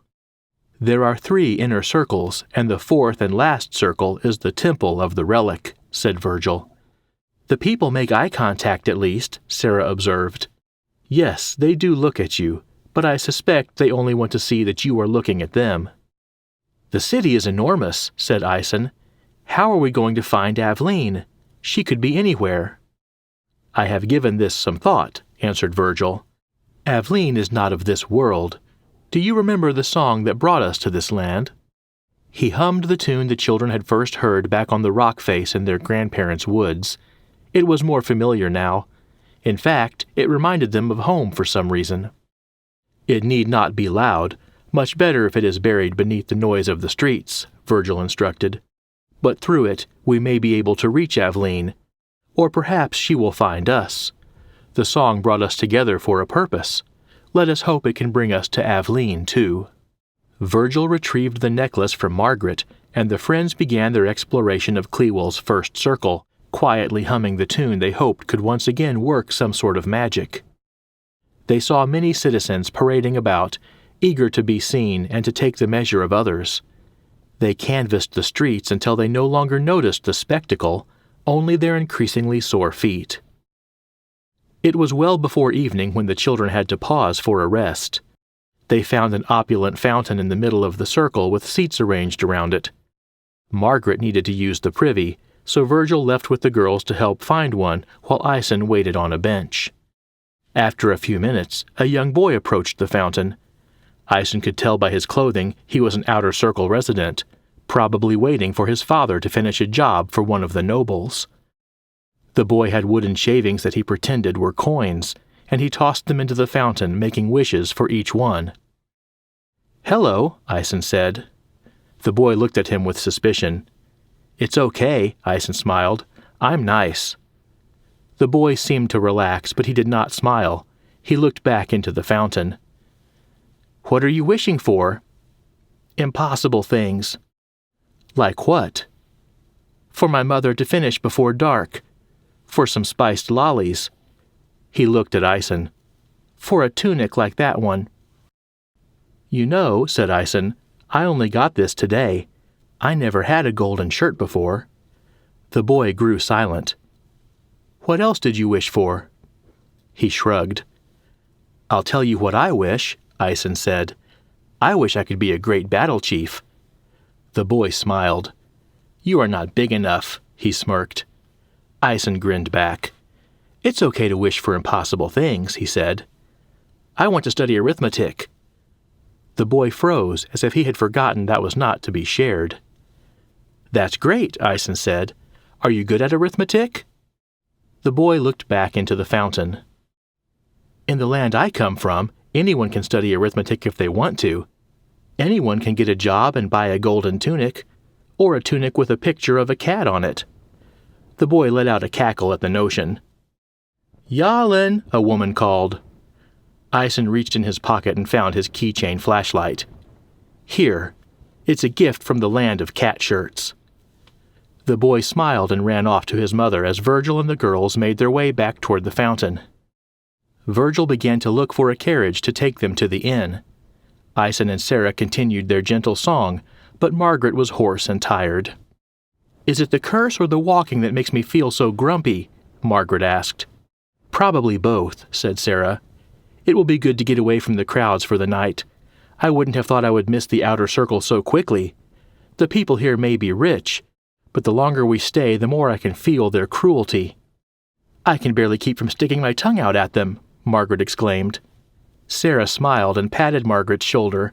"You're doing great," she said. After they returned to the inn, Virgil left the children briefly to retrieve supper. Upon his return, he sensed the children's mood would not be much improved by food alone, so he offered to tell them a story. They agreed. "This is a true story that everyone in my land knows well," he began.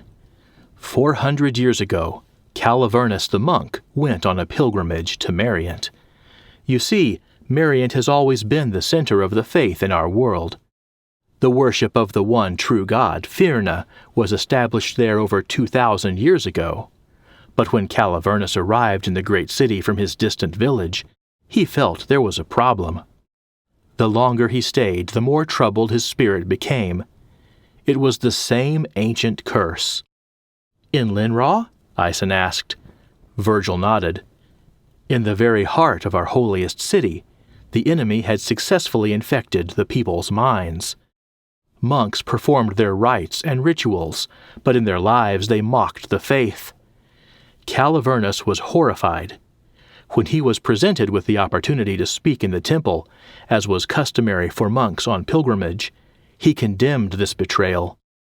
He expected to be rebuked, or worse. But Firna himself used Calivernus that day. He did not speak with particular eloquence, but the truth was presented, and the lies confronted. The light illuminated his words, opened the people's eyes, and the curse was dealt a mighty blow. Can Firna pick anyone to use? Sarah wondered. Even kids? Virgil smiled. Firna can use the enemy against himself.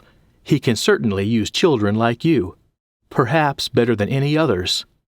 He took a sip of his ale and continued. Against all odds the city repented, and the same monks who had mocked the faith the day before returned to it with the greatest of devotion. The curse of Mariant began to be lifted, and other oppressions began to ease throughout the Windy Isle. Not since has our land known such slavery of heart and mind, though the enemy returns often to test my people's resolve. Margaret was asleep by the time the story was over. The Windy Isle? Sarah asked. Another name for my homeland, Virgil explained. Sarah nodded. Perhaps a person like Calivernus will come for Clewell someday, she said, trying to put a cheery thought on the end of a tiresome day. Of that I have no doubt, said Virgil. But will it be tomorrow, or in 1,000 years? He took a long drink from his cup and began humming his tune again as he carried Margaret upstairs to put her to bed. It was a nice lullaby, but Sarah and Isa needed no assistance in falling asleep. Sarah awoke with a start the next morning. She looked around the room and saw Ison stretching in his bed and Margaret still fast asleep. "Where's Virgil?" she said, far louder than she had intended. Ison winced. "Down in the tavern getting breakfast. Why?" "I know where Aveline is," Sarah replied. Ison jumped up, pulled on his boots, and went to find Virgil. When they returned, Sarah and Margaret were talking excitedly. "What has happened?" Virgil asked. "I saw her in my dream," Sarah exclaimed. "Well, I didn't see her, I heard her. I was dreaming about the forest, and then the road through the valley. It was just me and Stormy. I was staring off at the mountains, and then I heard singing. Oh, it was so beautiful. I thought I must be dreaming of heaven. Then I started to float up into the air. Stormy watched me rise up higher and higher. I was moving in the direction of the city.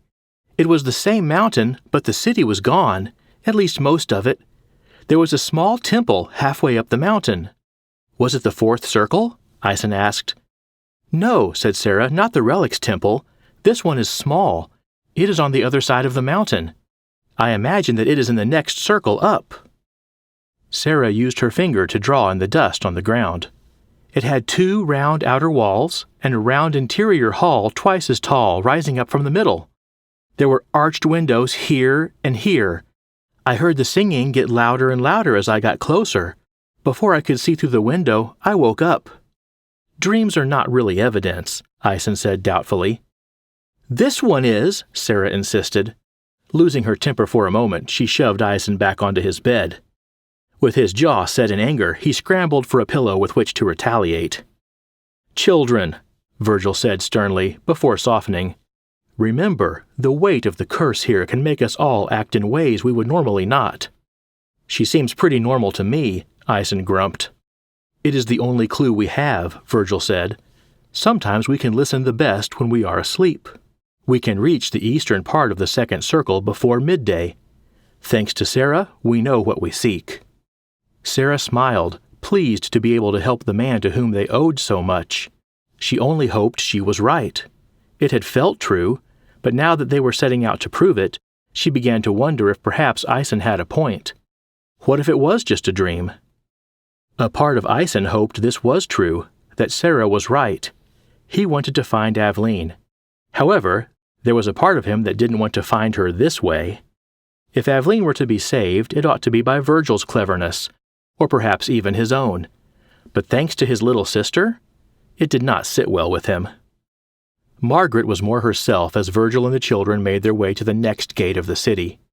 It was in no small part because Sarah had told her that, if all went well, perhaps they could see Rosebud and the ponies that evening.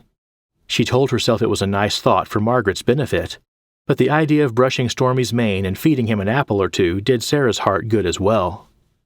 The children noticed that the gate to the second gilded circle was even more opulent. It was not forbidden for different classes of citizens to travel between circles, but the attitudes toward those of the lower circles grew more contemptuous as they drew nearer to the relic's temple. Ison hoped they could find the place in Sarah's dream quickly, even if she did get the credit for saving Aveline. They had barely begun their eastward journey when a loud voice called out from behind them. "Sir Virgil!" They turned to see a large man dressed in the manner of other high-class citizens, but with an unusual design embroidered on his chest. At first, Ison could not understand how this man could possibly know Virgil. Then he realized who it was that spoke to them. Sir Galliard from the Fighting Gauntlet. "You, sir," Galliard began, "owe me an apology." "An apology?" Virgil asked. "I owe you my sincerest thanks, as avoiding a lengthy fight with you seemed the wisest option.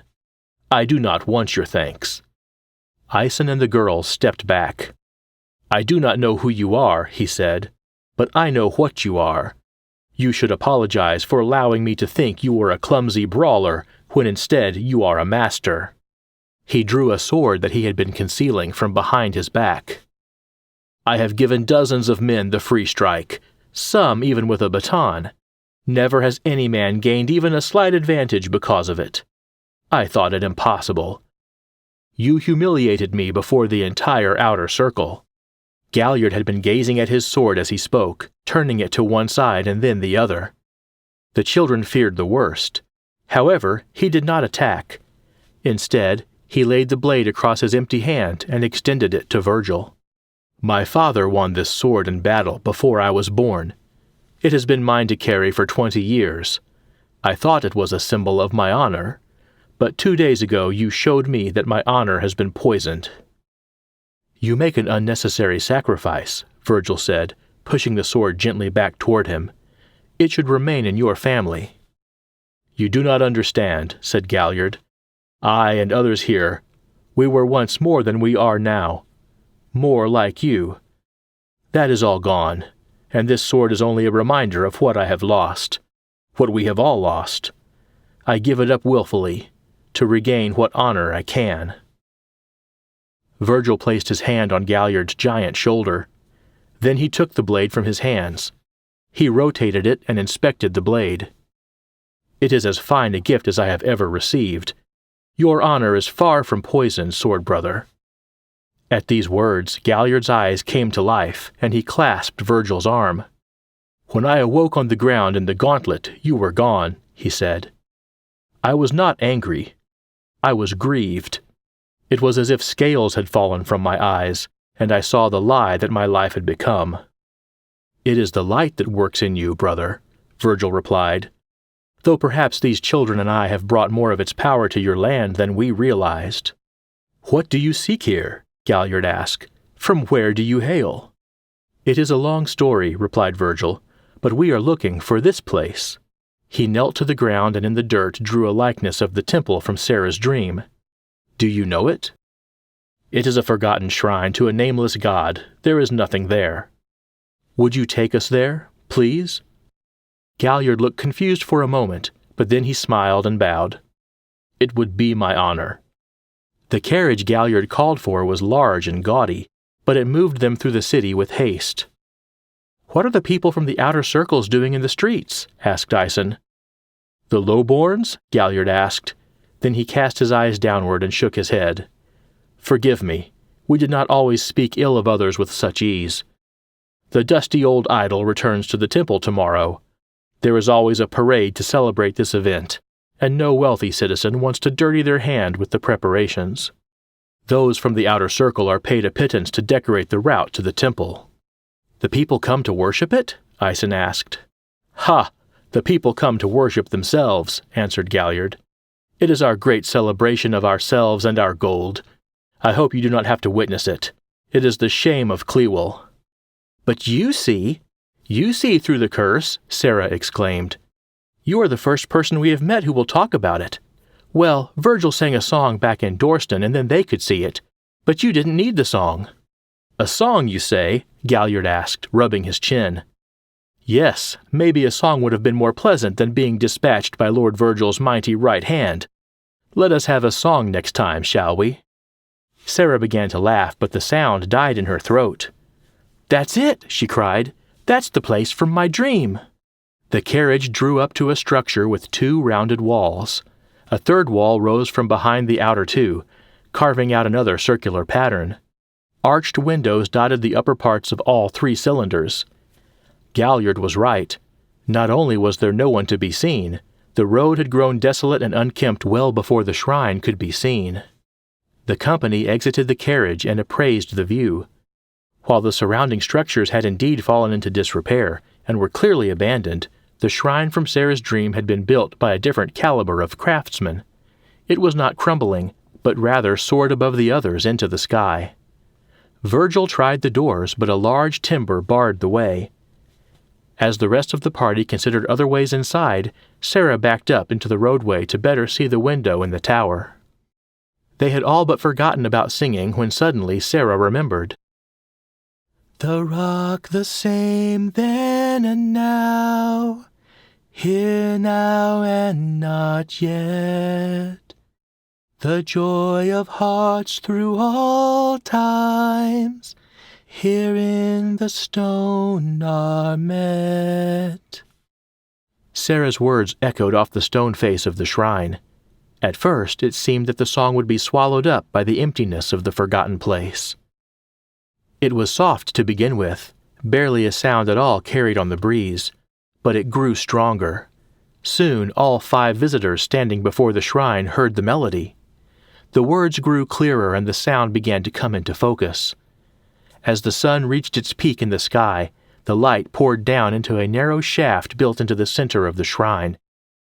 The design of the building reflected it back out through the archway windows, and the stained glass that had been hidden in shadows caught fire with orange, red, yellow, and blue, except for the highest archway, which held a glassless opening. There a figure appeared, and from it the song poured out clearly, filling the street and every deserted building around the shrine. It seemed the song must have filled the whole city, and even the heavens above. "The light the same then and now, here now and not yet. The hope of souls through all time, here in the stone are met." "Aveline!" Virgil cried. Chapter 5. A Calavernis Arises. Sarah and Margaret looked at each other in amazement.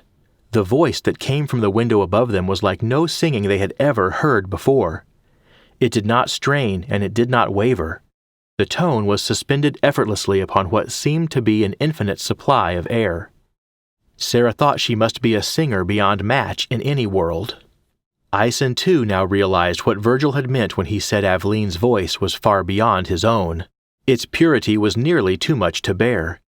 The hope it carried brought tears to his eyes that he quickly wiped away. As if her voice had not been striking enough, Aisen was sure she was also the most beautiful girl he had ever seen. He found that he could hardly look away from her, yet he dare not look at her either, or his gawking would be on display for everyone to see. Galliard's eyes were closed, the song having taken him to a place that before he could only imagine. In his heart he rode with a war band as they gave their lives for the freedom of his city. When the singing ended, he opened his eyes. Stalking up to the door, Galliard bent his knees and placed his chin atop the timber. With his chest and both hands underneath the great log, he began to rise.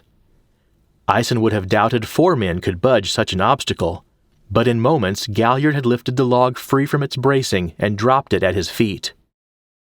Aveline pushed the doors open and Virgil embraced her in happy tears. "Father, I thought it impossible," she cried.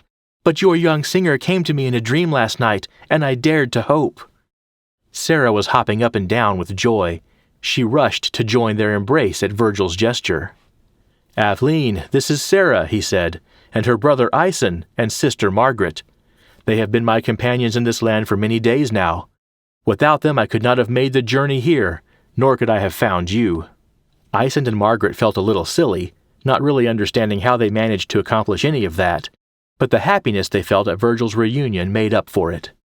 Sarah was too excited to even hear Virgil's words. The dream had been real after all. "And this is Galliard," he continued, "one of our new friends in Clewell." Galliard bowed. "My lady, you have awoken my soul. I cannot thank you enough for the vision you have given me. I owe you a great debt, one that I surely cannot repay, but alas, I must go at once. There is little time, and I have much to accomplish." Galliard bowed to the children and to Virgil. "The light be with you, Sir Virgil," he said. "I will find you again before you depart."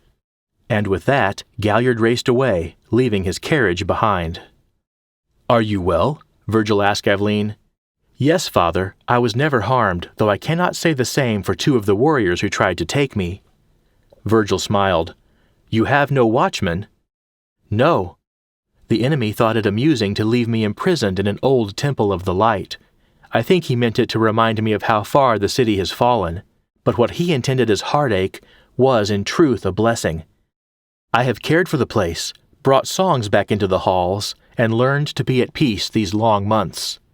His priests bring me food sometimes, but now, finally, you have come."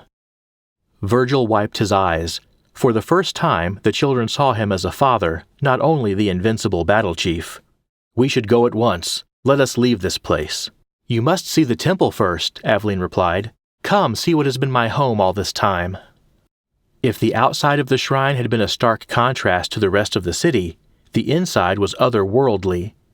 The domed ceilings were covered with artwork. The marble floors were filled with through-composed patterns, and statues and paintings adorned the halls. A great book lay in the center of the structure, and as Virgil turned the pages he nodded his head.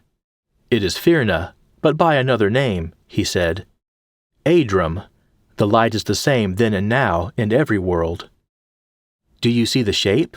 Aveline asked. "The shape?" Aveline looked around the whole of the shrine with a knowing smile. Virgil scanned the shrine, then climbed to the upper level and looked out over the nave. He grasped the necklace at his chest. Ison saw it too. The building was laid out like the 3 interwoven leaves carved into the slip-rack. Evening was drawing near as Aveline, Virgil, and the children arrived by Galliard's carriage back in the outer circle. Margaret ran straight for the stables, with apples for Rosebud and the ponies. Sarah showed Aveline the girl's room and helped her begin to settle in for the night. Virgil had procured a pipe and remained outside in order to sample the quality of the Clewellan tobacco. "The relic returns tomorrow," Ison said. "Don't you think we should leave before he arrives?" "The enemy is not all-powerful," Virgil replied, "but he is overconfident. He has ignored Aveline since she was brought here. There is no reason he should be looking for her or for us. Let us take advantage of one more night of good food and rest. We can leave at dawn, as any normal travelers might." Ison didn't really want to strike out into the forest at night, but neither did he want to be in the city when the relic returned. The stars were beginning to come out. As he looked up at thousands of points of light, Ison wondered if this world had the same constellations as his. If it did, he couldn't find them. Supper was a raucous affair, as the outer circle citizens were all too happy to begin their celebrations early. Sarah wouldn't have traded an outer circle party for any inner circle extravagance. The smiles here were more genuine, though the clothes not so fine. Virgil had not stopped smiling since finding Aveline, and Margaret was happy to be back with Rosebud. The crowd inside the tavern was dense, but not enough to hide the great form of the man who walked in the door. "Galliard!" Ison exclaimed. The big Clewellan scanned the room and smiled when he spotted Virgil, the singer, and the 3 children. As he strode in, several other men marched in behind him. They persuaded the patrons at a nearby table that it was time to move along, and soon they were all gathered together around 2 tables. Galliard had been busy visiting certain old warriors of renown. He wanted them to meet Virgil, the man who had shown him his folly.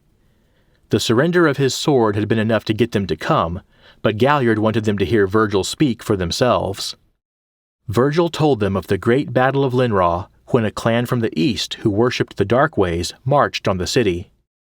He told them of how King Eric had defended the Isle and how the battle chiefs rallied to defeat the invaders. Many of Eric's warriors died, but their sacrifice was honored at a shrine outside of Mariant, where the names of the fallen were carved into a sacred stone. The city followed a tradition. The anniversary of the battle was a day of silence. Everyone, rich or poor, young or old, farmer or lord, would honor the sacrifice made. The old warriors of Clewell knew a true account of battle when they heard it. It was only right in their minds that a land would honor its deliverers. "There is an enemy in your city," Virgil replied, "but perhaps not the kind to be fought with a sword. The people are oppressed, and this relic that arrives tomorrow is the source."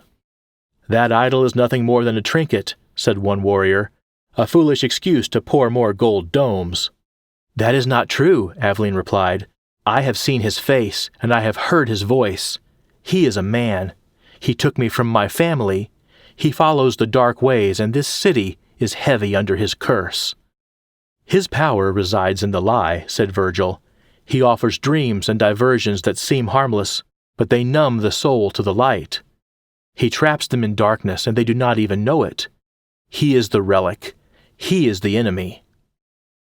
"All of these travelers have helped me see clearly again," Galliard said. "But beyond that, Lady Aveline showed me what this city could be once more when she lifted her voice in song. I tell you, such a song has never been sung in this city before, but perhaps it can be sung again, by all of us." When Galliard and his men left, Aeson looked at Virgil. "Is there some other way we can help them?" "We have done what we can. The people of this realm will be the ones who decide its fate. It is such with all realms," he said. The next morning came quickly, and with it noises from outside the inn. "What is it?" Sarah asked. "The black coach," Virgil replied. The children rushed out to see 2 columns of men moving up the mountain road. "They pushed through the valley in the night," Aeson said. The crowds were growing quickly and began to line the long route through the city. "We cannot leave yet," said Virgil. "We will wait for the parade to pass by." They would not have to wait long. Large red horses moved quickly toward the city. It seemed as if all of Clewell burst into activity as the moment had taken them by surprise. Within a few minutes, the outer circle swelled with people, so that finding a place from which to watch the parade became difficult. The route to the Fourth Circle Temple was narrowly maintained as the city came out to see the festivities. The cheering rose from the outer gates first, as the coach neared the city. Though they could no longer see it, Aeson guessed the coach would pass by them in only minutes. Indeed, the wave of sound grew louder, and the first of the flags became visible over the road ahead. Presently, another sound emerged. It sounded like cheering at first, then transformed into something like a chant. The chant grew louder and became more like singing. It was not a language Aeson could understand. He scanned the crowd behind him, and after a moment, he spotted one of the men that had been with Galliard the night before. He was singing at the top of his lungs. As Aeson looked harder, he spotted another of the Llewellyn warriors across the road doing the same thing. "What are they singing?" Aeson asked. "It is one of their war songs," Virgil replied, "a song of bravery in battle. Some in the crowd knew the song, though it was very old. Caught up in the celebration, they began singing it too, thinking little of it. But the effect could not be ignored. The sound emboldened the heart. It was not the sort of thing Aeson would have expected to hear, even in the outer circle of the city. It sounded more like one of Virgil's songs. Soon the melody filled the air as if the whole outer circle had embraced the tune. Within seconds, the black coach rolled into the center of this ancient battle song. If it had been a battle, and perhaps it was, the black coach had fallen into a most undesirable position. For a moment it rolled along at the same brisk pace. Then something happened that the citizens had never seen before. The coach, the horses, the men marching, Everyone in the entourage slowed and came to a stop. The citizens rallied in excitement as if their song had been accorded a special honor. They sang all the louder. The coach sat still for a full minute. Suddenly, without warning, the Relic's soldiers drew their weapons.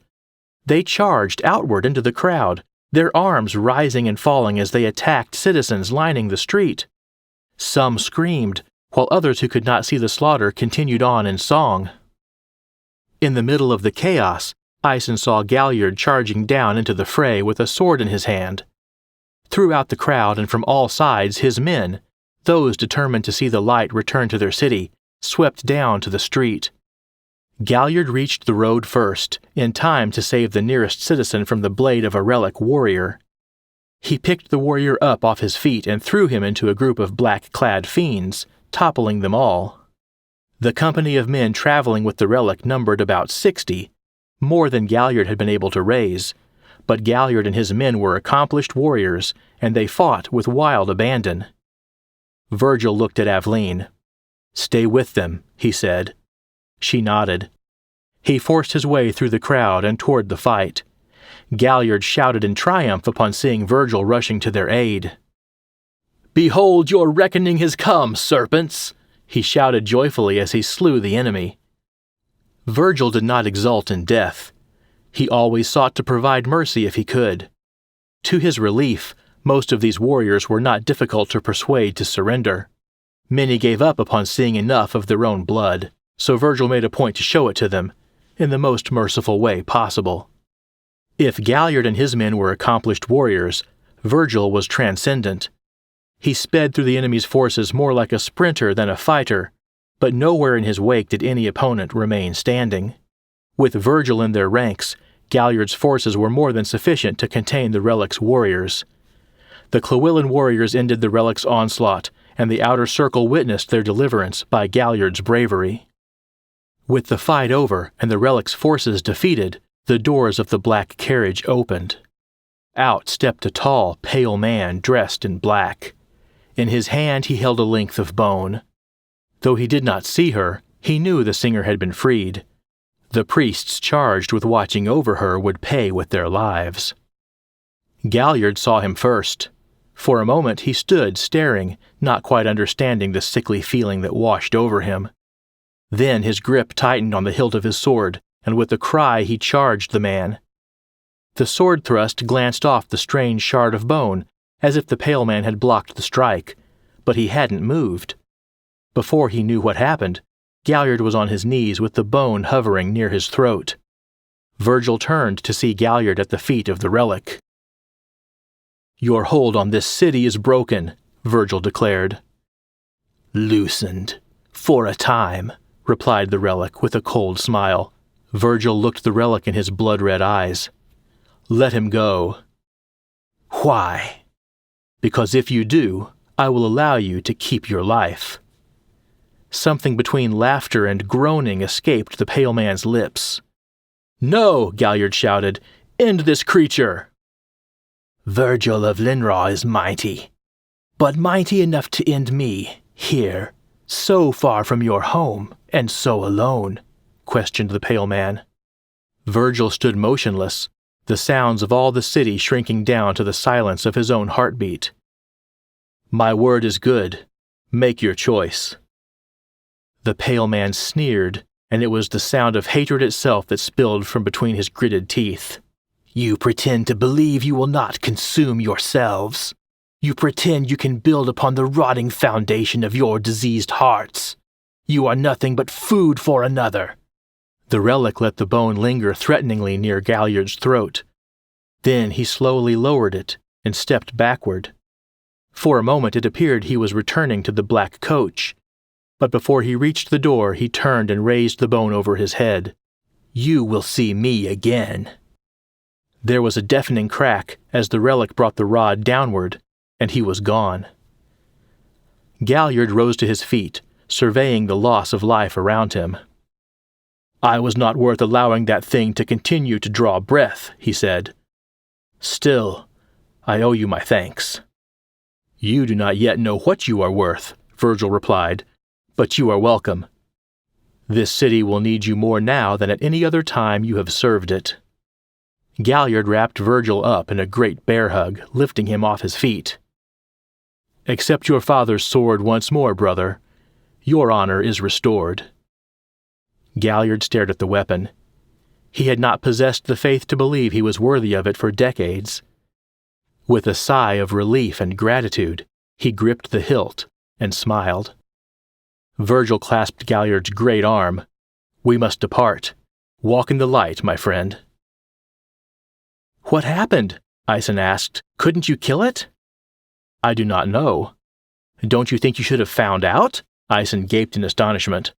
Virgil smiled. "There are worse things than offering mercy, lad." Aeson started to wonder aloud about the wisdom of offering mercy to the relic, but then he thought better of it. "We must go," Virgil announced. He helped Aveline onto Rosebud with one arm and gestured toward the inner circles with the other. "What?" Sarah questioned. "Back into the city?" The road was cleared for the parade, which made the trip much quicker than it would have been possible at any other time. Virgil and the children raced straight up the parade route. The gathered crowds of the inner circles, those who had not seen and did not care what happened among the lowborns, watched with anger and confusion at the indignity of these strangers misbehaving on their special day. As great as the crowds had been in the middle of the city, the road near the shrine was as deserted as ever. They came to the temple, opened the doors, and led the animals inside with them. "Come, bring everyone," said Virgil. "The ponies too. We must stand here in the center of the nave." He reached beneath his shirt and pulled out the slip rack. He handed it to Aveline. "Sing, daughter." Aveline held the blue stone in one hand and Margaret's hand in the other. Aeson took Sarah's hand, and Sarah linked hands with Virgil. Aveline's song fell upon them, and their eyelids grew heavy. The stained glass windows blurred. Aeson felt as if he was about to faint, but then the colors faded into crystal blue. They were outside on a green hill, under a cloudless sky. Clewell was gone.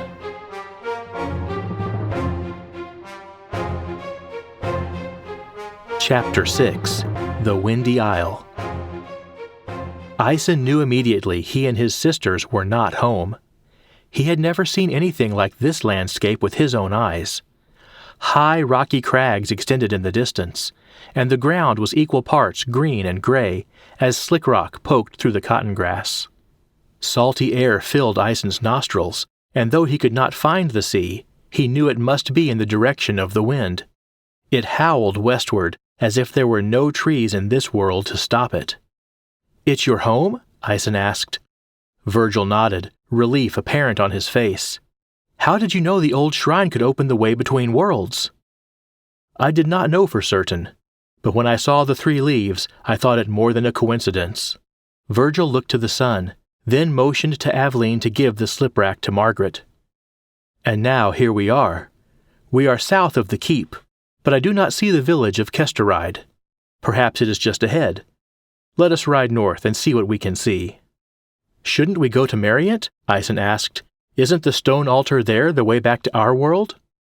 "Mariant is a long journey," Virgil replied. "We will need food and supplies.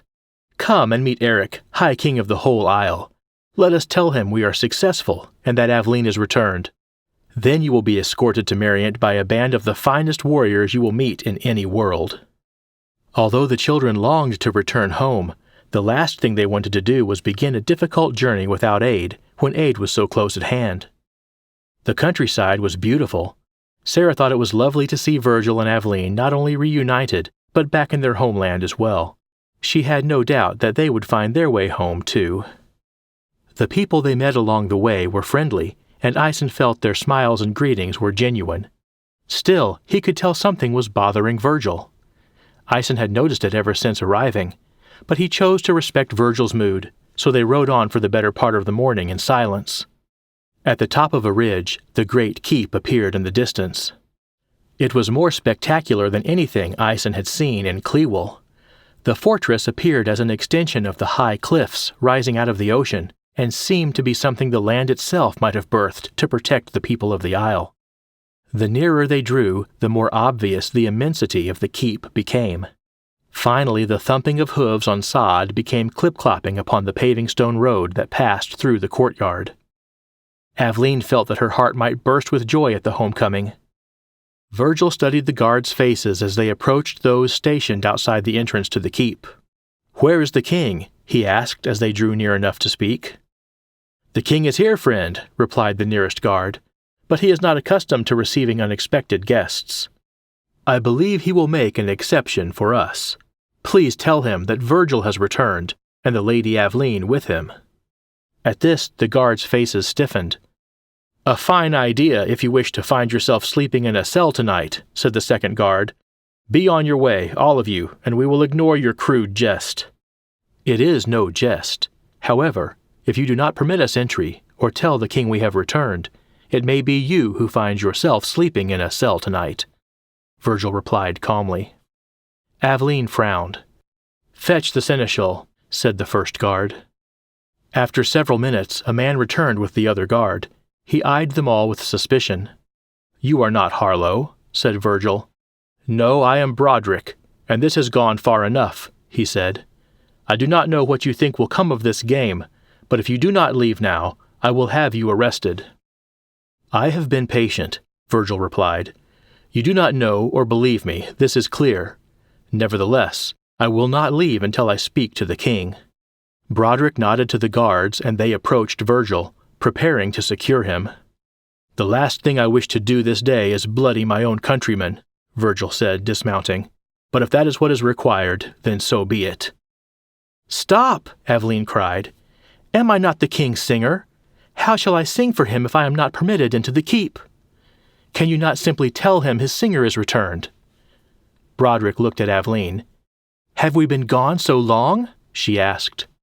Broderick knew this could not be the king's singer, and yet the earnestness of her plea gave him pause.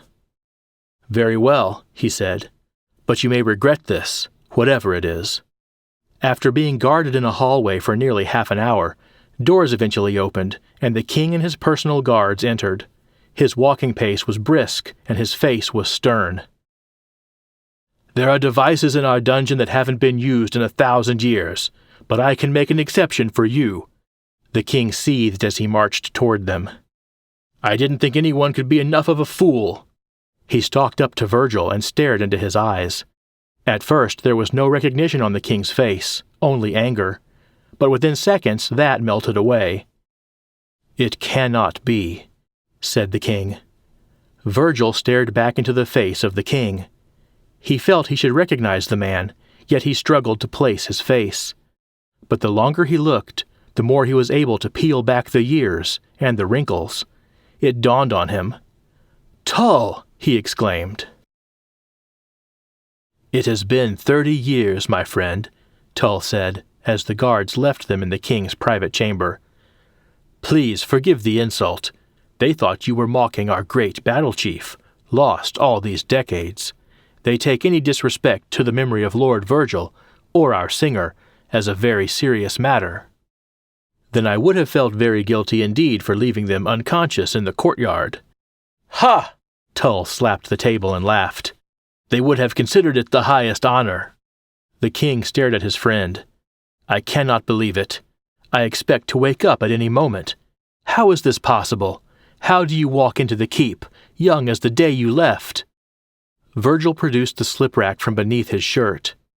"Eric believed this would allow me to follow the enemy between worlds," he replied. "And it did. He gave it to me only months ago." "Months," Tull said absently. 30 years, Virgil marveled.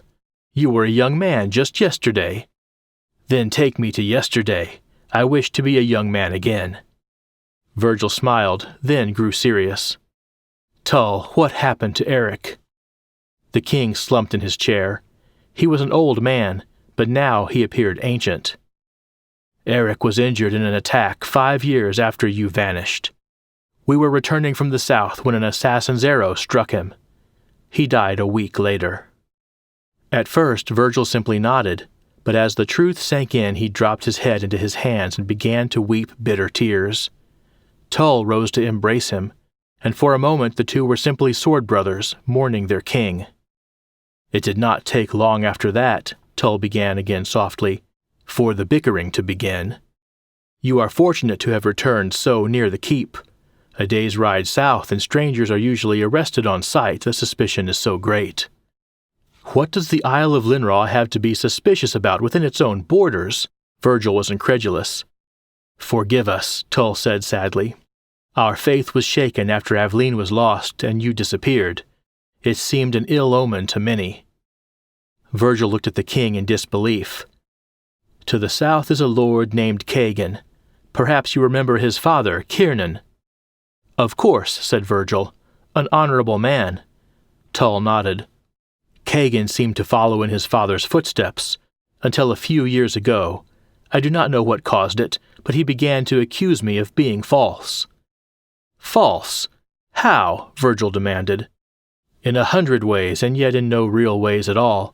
He claims to know my heart and the hearts of all those who have fought and bled to see Linraw united. He claims we do not care for the people. We seek only our own interests. Any decision I make, even if it was meant to appease him, he twists into a conspiracy. War may be inevitable."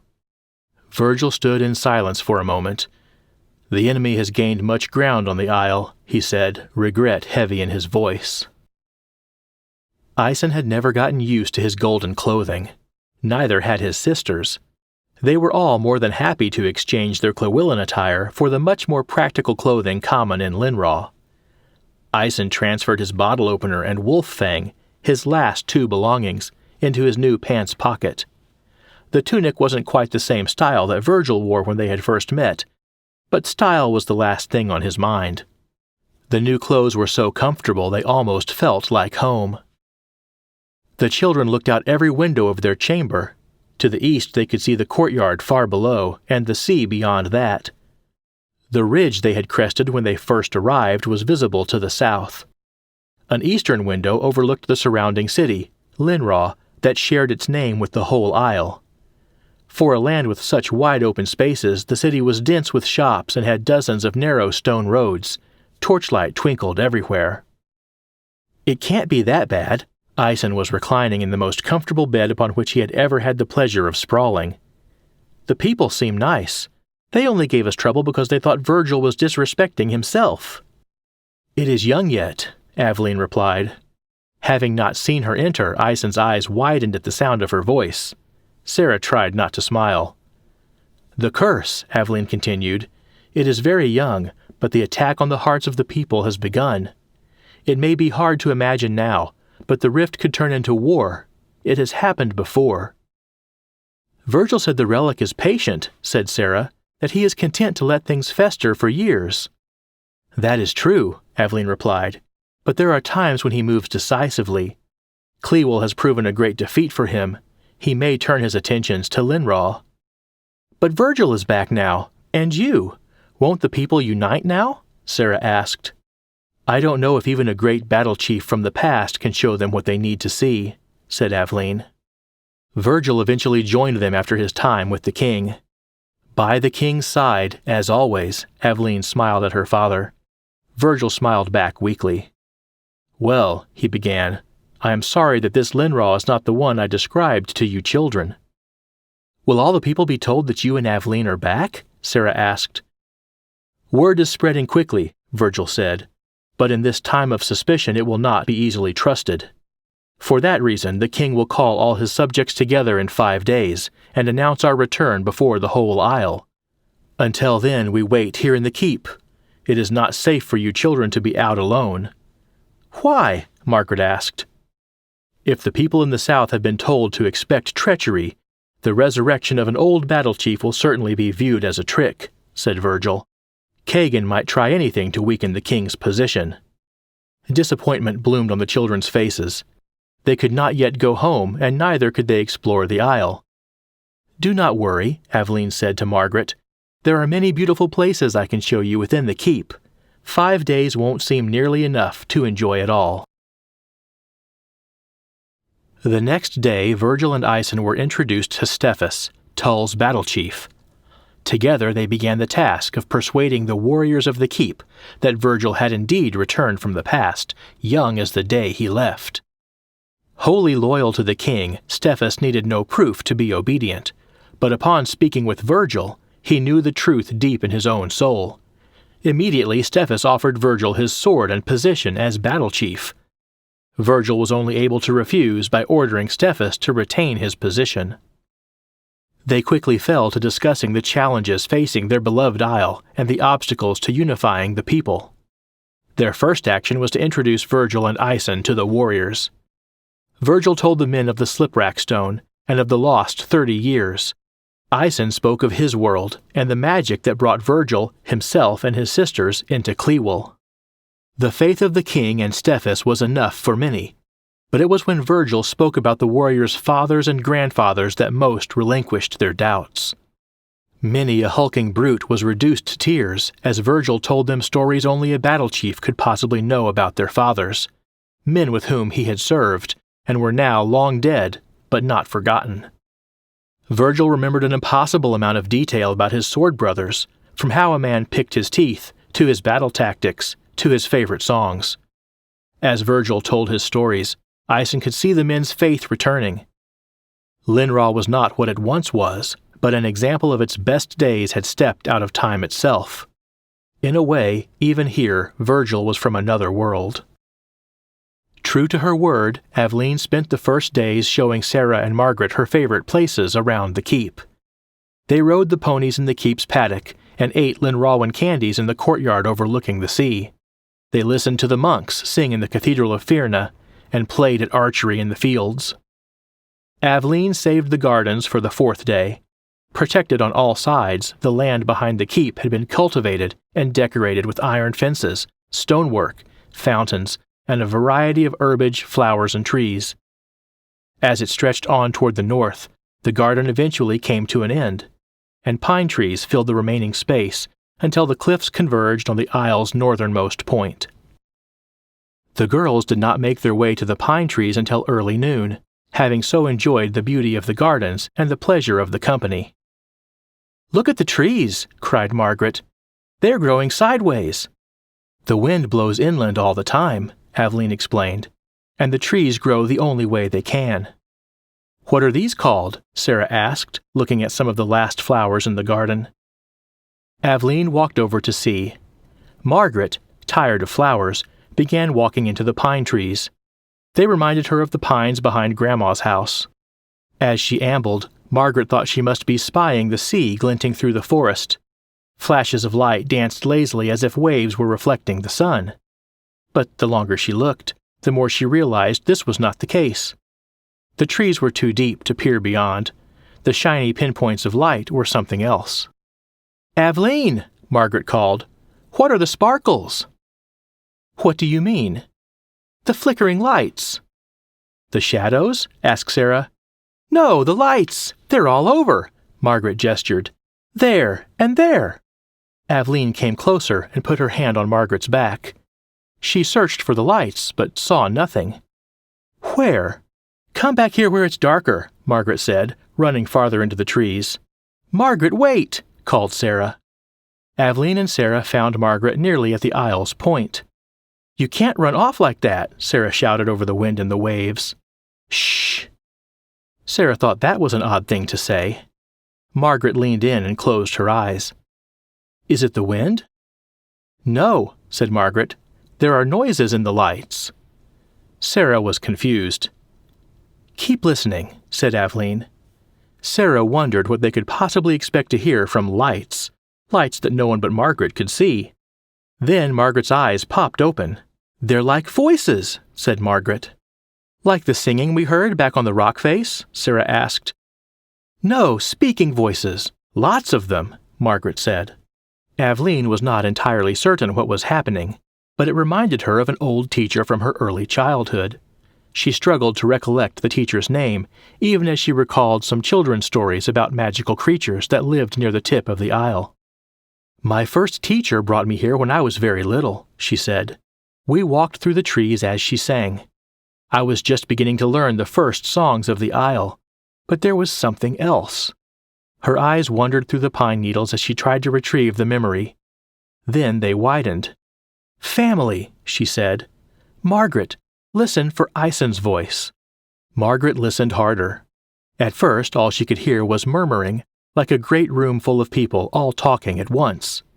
Catching a specific word seemed hopeless, but she tried to focus on the tone of Aison's voice. As she listened, a pair of voices seemed to come to the surface. "Aison!" cried Margaret. "I heard Aison speaking with Stephus." "There are tales," Virgil explained, "of singers who could commune with the Seoth, creatures who dwell among the trees." "Tree fairies!" Margaret exclaimed. Virgil nodded. "We have not known such a singer for 100 years, but it was once common for teachers to test their students in the forest above the gardens. The Seoth were said to be a source of wisdom, giving some insight into the thoughts and words of men. The simplest task was listening for the words of a blood relative. But some could hear beyond their own blood, Aveline remembered. "That is the legend," replied Virgil. "So what was I saying to Stephus exactly?" Aison asked Margaret skeptically. "You were asking him what time Aveline was going to sing tonight," said Margaret matter-of-factly. Aison winced. Not only was he unsure Margaret could really hear him, he hadn't thought of what part of the conversation she might have overheard. He was annoyed by this new trick of hers. Now, Margaret and Sarah had both demonstrated some amazing new ability since beginning their adventure. He was beginning to feel rather useless. "This is beyond our knowledge," Tull said. "There have been none who could teach Margaret how to use her gift for centuries, and even if there were, we do not have the time to invest." "Perhaps she does not require a teacher," Aveline said. "Perhaps she only requires practice." "It could be of great worth to see if this gift can be developed," Virgil said. "Let Margaret return to the gardens and practice again tomorrow. Perhaps she will learn to hear more." "Oh yes, please," said Margaret. Aveline smiled. As a true singer, she had a natural interest in the gift, especially with it emerging in one so young. Who could say how this might develop as Margaret grew older? That night the hall was filled with warriors. Aison, Sarah, and Margaret were accorded positions of honor with Virgil and Aveline near the king. The mood was bright and the hall was boisterous. Virgil's return had done much to encourage the people, and the king made sure the feast reflected the optimism of the moment. After everyone was full of food and drink, Tull stood, and the hall quieted. "People of Linraw," Tull began, "you have seen that Lord Virgil has returned from his long absence." The hall erupted with cheers. "You have looked into his eyes, as I have. You have heard his words, and you know, as impossible as it seems, the rumors are true. Our singer has returned as well, and tonight you will hear a true king singer, some for the first time in your lives." Tull gestured, and Aveline came forward. Her song that night was not one of bravery or battle. It did not mention any great kings or chiefs. It was a song of the people and the land, and the promise that the people's hearts could be turned back toward each other. Only the elders, like King Tull or her father, would have remembered the words, but the image of a united Isle of the North was powerful enough to capture even the imagination of the youngest warrior.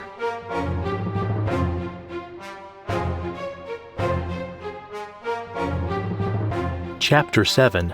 Sword Brothers Gather. Aison awoke before sunrise.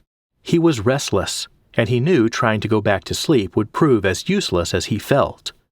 He dressed quickly, but discovered that stalking the halls of the keep only seemed to make things worse. The history on display in every corner of the great fortress was something into which his sisters were writing an important part for themselves. But it had not been so for Aison. He decided to go visit the ponies. In the stables, he found Blaze and Stormy, both in a far better disposition than himself. I wish fresh apples for breakfast could solve everyone's problems, Aison thought. After several minutes of agreeable company, Aison's mood was beginning to look up a bit, and the ponies' bellies were full. He decided to press on and explore the part of the keep beyond the stables. As he meandered along a wide corridor, he came upon a side passage. Peering up it, he saw a faint glow at the top of a long slope. It was unlike any of the large, grand halls that were normal around the keep. He decided to investigate further. As he neared the light toward the end of the corridor, he began to hear music. It was a lone voice that reminded Aison of his own. When he reached the end, he saw an ornate pattern carved into the wall, It was an air grillage into another space. Ison peered through the holes and realized he was looking into the Cathedral of Firna from high above, near the clerestory. The voice he heard belonged to one of two young men scrubbing the stone floors. Ison descended down a spiral staircase and found himself in an immense chamber. As different as Linraw was, the rows of pillars rising up to the domed ceiling seemed familiar to him. He approached the boys and could tell from their white robes that they were novice monks. The tune was a bouncy, happy one that seemed more suited to a tavern.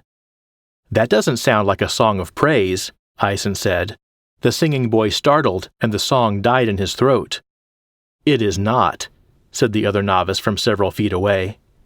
After the singer realized Ison was only a boy, not one of the elder monks preparing to lecture him, he revealed a mischievous smile. "It's a song of adventure," he said proudly. "Something that would do the sleepy brotherhood around here a great deal of good, in my opinion." "Today is supposed to be adventurous for everyone," Ison replied. "Not here in the cathedral," bemoaned the singer. "Today will pass in silence, just like every other day." "Not nearly enough silence for me," said the other novice, still scrubbing. "Forgive Seamus," said the singer. "He is in an unpleasant mood. Always. I am Broden, and if Seamus is a dark cloud, then I am the silver lining. Seamus and I would perhaps be good friends. I've been in an unpleasant mood since yesterday," Ison smiled. "Oh no," Broden replied. "That is the last thing you need then. Stay clear of Seamus." Seamus continued scrubbing the floor as if he heard none of this. Ison introduced himself and held out his hand. Broden's jaw dropped.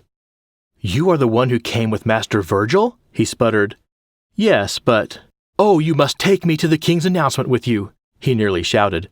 "It is perfect. I cannot get in trouble if I'm assisting you." "Assisting me with what?" Broden thought furiously for a moment. "With navigating the city?" It sounded like a question. "I can show you around before the crowds fill the courtyard. Then we will get back in time to watch the announcement." "Oh, please! I'll never have a chance to see it without you." Ison found himself liking this monk, and soon the two were headed out of the chamber, leaving Seamus alone and shaking his head. "Where should we go first?" Broden asked giddily. "I wouldn't know," Ison replied, feeling a little guilty for leaving the keep. "I heard some visiting warriors have a favorite inn. Let us find out who has arrived early." Ison and Broden proceeded down a busy street just outside the keep, then turned outward and began to move deeper into the city. "You're sure you won't get in trouble for this?" Ison asked. "Well, following Firna is not exactly a science. The confirmed brothers all seem to think he wants me to scrub floors and wash dishes and cleanse filthy robes, but I would prefer to think my options are a bit wider. Like showing me around the city." "Who can say?" Broden said, feigning innocence. "What are the chances you appear on the best day I can remember to not be scrubbing floors?" "It's like it was meant to be," Ison said wryly. Eventually they came to the Proud Hen, a bustling tavern full of visitors from different warbands. "The warriors with the red sigil belong to Tomer," Broden explained. "The ones with the blue belong to Woburn, and the green ones belong to Kagan." Ison froze. He had all but forgotten about Kagan. One of the green sigil-clad men approached Broden. "Boy," he called, "how would you like to make some coin today? We are in need of a runner." "Sir, I regret that I cannot," Broden replied. "I am beholden to a special guest on this day." Ison's mind raced. If Broden told Kagan's men who he was, he might be taken captive. Then an unsettling idea popped into Ison's head. He didn't have time to consider it, and with no thought other than to prevent Broden from saying any more, he acted on it. "Perhaps you could use 2 runners," Ison interjected quickly. "I'd like to make some coin as well." "Even better," replied the warrior. "The 2 of you, follow me." As they left the Hen for Kagan's camp, Ison remembered he could be discovered at any moment thanks to Margaret's new superpower, and her penchant for tattling. But then he had another idea. One so bold he could hardly believe he had thought of it himself. Virgil and Stephus had completed the final preparations for their visiting countrymen. Delegations and warbands from across the Isle would soon be filling the courtyard to its impressive capacity. Aveline and the girls had left early for the gardens in order for Margaret to practice her listening. However, the girls did not have much success. After an hour, Margaret had not seen even one little glimmer, and the only sounds were those of the waves and the wind. "You are trying to force it," Aveline said. "This is a common mistake in many pursuits. Singing, too, is work, but it is work that must be balanced with rest. Often it is wise to begin with the stilling of your mind and your body." "I don't know what any of that means," Margaret replied. "It means forget about the lights and forget about the voices," Sarah offered. "Just enjoy the gardens and the trees." Every time Margaret's mind began to drift, she would think she heard something or saw something, but every time it was nothing. Eventually she tired of snapping to attention and stretched out on the blanket they had laid on the ground. She began to doze in the shade of the pines. Margaret awoke to the familiar sound of Ison's voice. At first she was inclined to shush him so she could continue sleeping, but she was too sleepy to speak. Even her eyelids were too heavy to open, so she lay there waiting to come to her senses. Then she heard a new voice, that of another boy about Ison's age. As her eyes opened, she saw the glittering lights surrounding her. The words came easily now, as she neither fought for them nor against them. Perhaps, she considered, she had simply needed to trust that the Seoth would speak when there was something she needed to hear. Soon Ison's voice faded, and she heard the voices of others, new men whom she did not recognize. Aveline watched Margaret's eyes. She could see the voices had returned. Now she prayed that this gift would be of help to them in some way. Margaret's face scrunched into a scowl, and Aveline stopped praying. "They are planning something bad," Margaret said. By the time the girls returned, it was nearly midday. Aveline found Virgil with the king discussing Tull's speech. "Father," said Aveline, "I did not expect it, but Margaret has heard beyond the blood bond already. She has perceived part of Kagan's plans. He intends to have his champion challenge you to a contest." "Then Kagan does not believe it. He does not believe you have returned," said Tull. "He does not," said Aveline. "Instead, he seeks to use this day to advance himself." "Like all men, he believes he is right," Virgil replied, "even in his fabrications against the throne." "I will very much enjoy this contest," smiled Tull. "There is more," said Aveline. "It is not a friendly contest. The champion has been instructed to kill you." Tull's face darkened. "He believes he is justified in this treachery too, I suppose." "Is it not common?" Virgil asked. "If one meditates only on the presumed wrong in the hearts of others, then there is nothing one cannot justify. Tyrants always have unwavering faith in themselves, and none in anyone else." "Though he himself does not believe Lord Virgil has returned, he knows some will," said Stephus. "If the impostor, forgive me, Lord Virgil, is killed, it will put an end to the rumor." "What will you do?" Aveline asked. "I will face Kagan's champion," Virgil replied. Aveline frowned. Sarah looked around the room. "Has anyone seen Ison?" "The assembly begins soon," Virgil said. "It would be best for him to be with us." Aveline and the girls searched as best they could. They ventured as far as the gate to the courtyard, but the crowds were already so great and the time so short, they dared not go any further. With no sign of Ison, they returned to the wall overlooking the courtyard, where the king would speak. Virgil cast a questioning look at Aveline as they passed by each other. She shook her head. The fact that Ison was missing was worrisome, but Aveline was also concerned for her father's safety. He continued on his way to the courtyard so as to be ready for the challenge they knew would arise. The different clans filled the courtyard with their own unique standards and colors. Sarah thought it was a lovely sight, yet the numbers were so great it was almost frightening. She was glad these were friends, and not an enemy at the gates. There were blues, silvers, and reds among the warriors. One of the larger groups wore green. This was Kagan's warband, and the man himself was outfitted as Sarah might expect a Llewellyn highborn to be. For someone so concerned with the presumed selfishness of others, he was quite the peacock. That is when Sarah saw him, Ison, down in the courtyard to the side of Kagan's band. "Aveline!" Sarah exclaimed. "It's Ison!" Aveline had to search, but she was finally able to pick him out from the masses. "What's he doing down there? Has he been captured?" "No," Aveline said after she studied the situation for a moment. "No one is taking notice of him.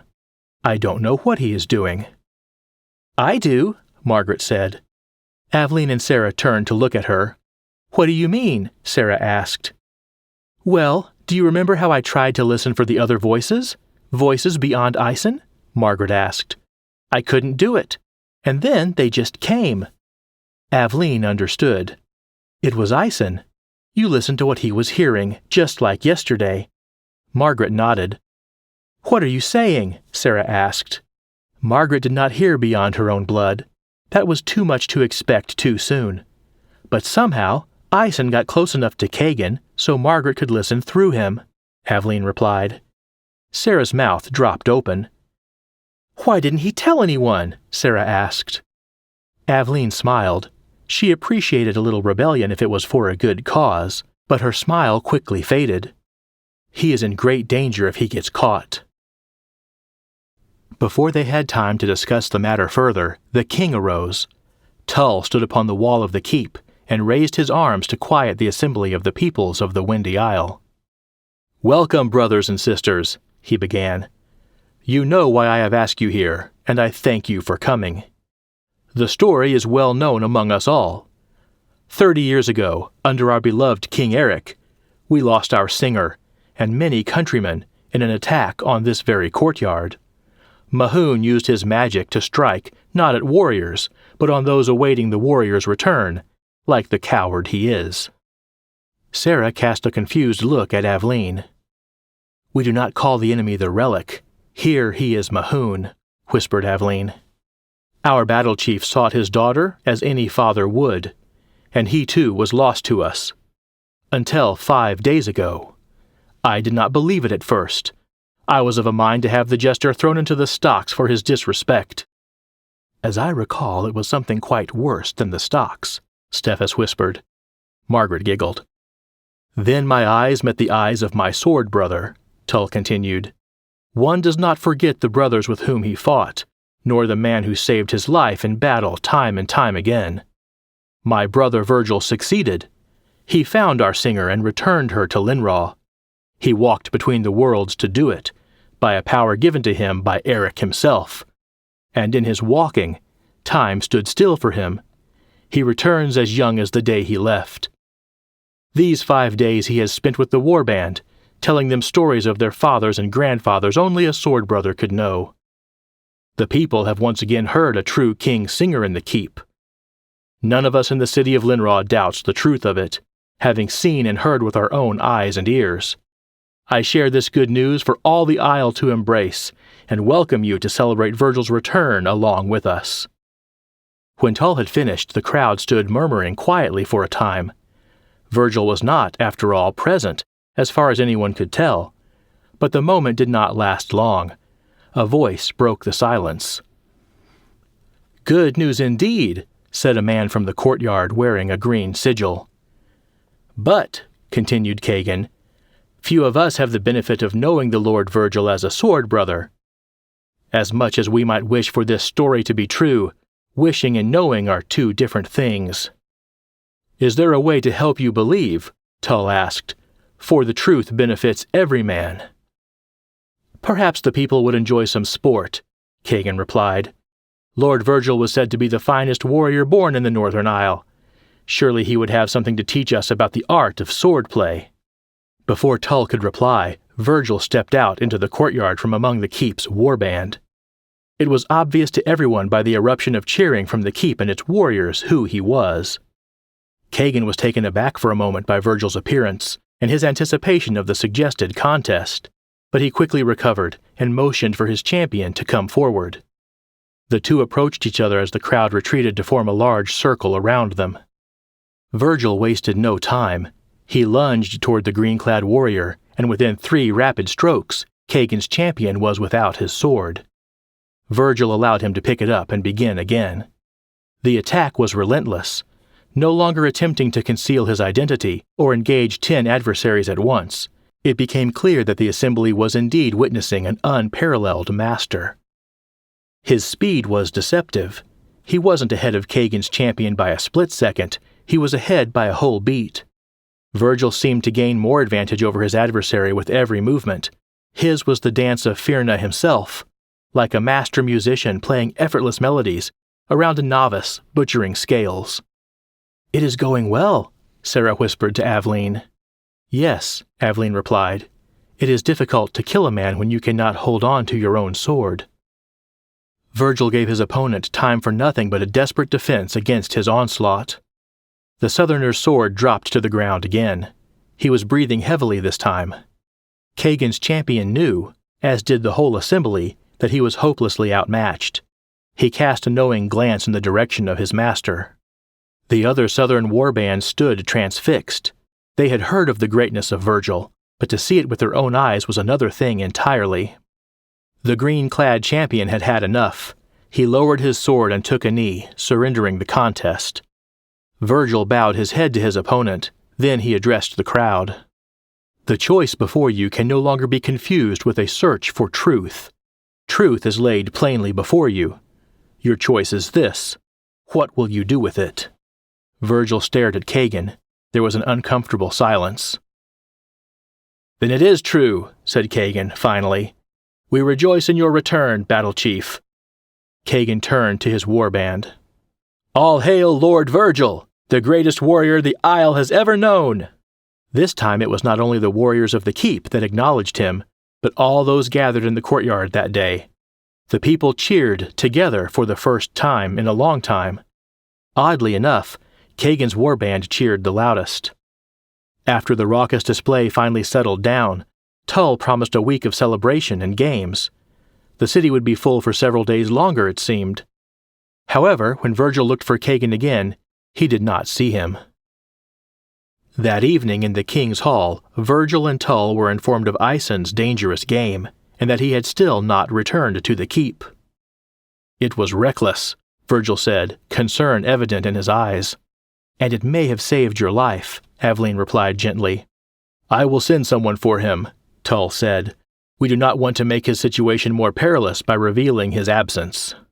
A guard entered the room and informed the gathering that they had a visitor. Aveline and the children excused themselves, and a green-clad battle chief from Kagan's warband was admitted. "Your Majesty," the man bowed, "I bring you important news." The king nodded. "Our master has departed. He took only a handful of men with him and told no one of his plans. Where he is now, or what he may be doing, is a mystery to all." "He left the warband here?" Tull asked. The man nodded.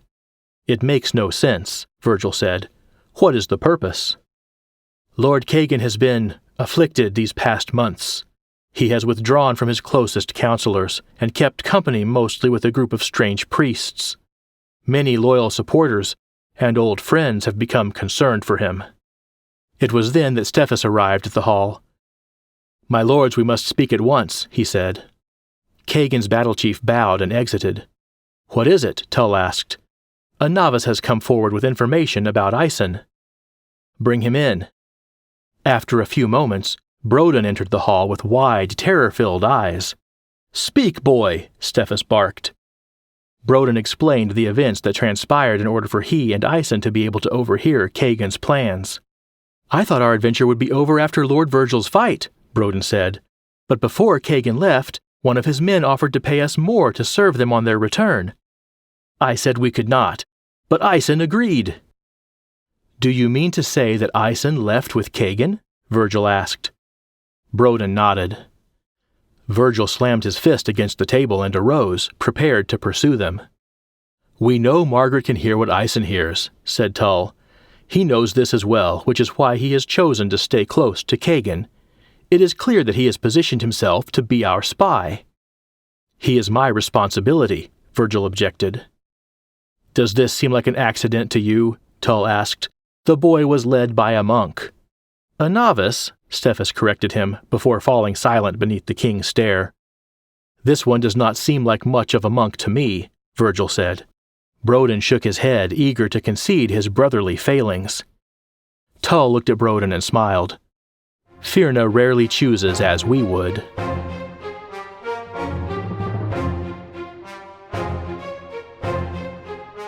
Chapter 8. The Enemy Moving. Kagan took the cup Ison handed him and nodded. He wasn't warm or friendly like Virgil, that much was clear. However, neither could Ison believe that this man was evil. Troubled, yes, but not evil.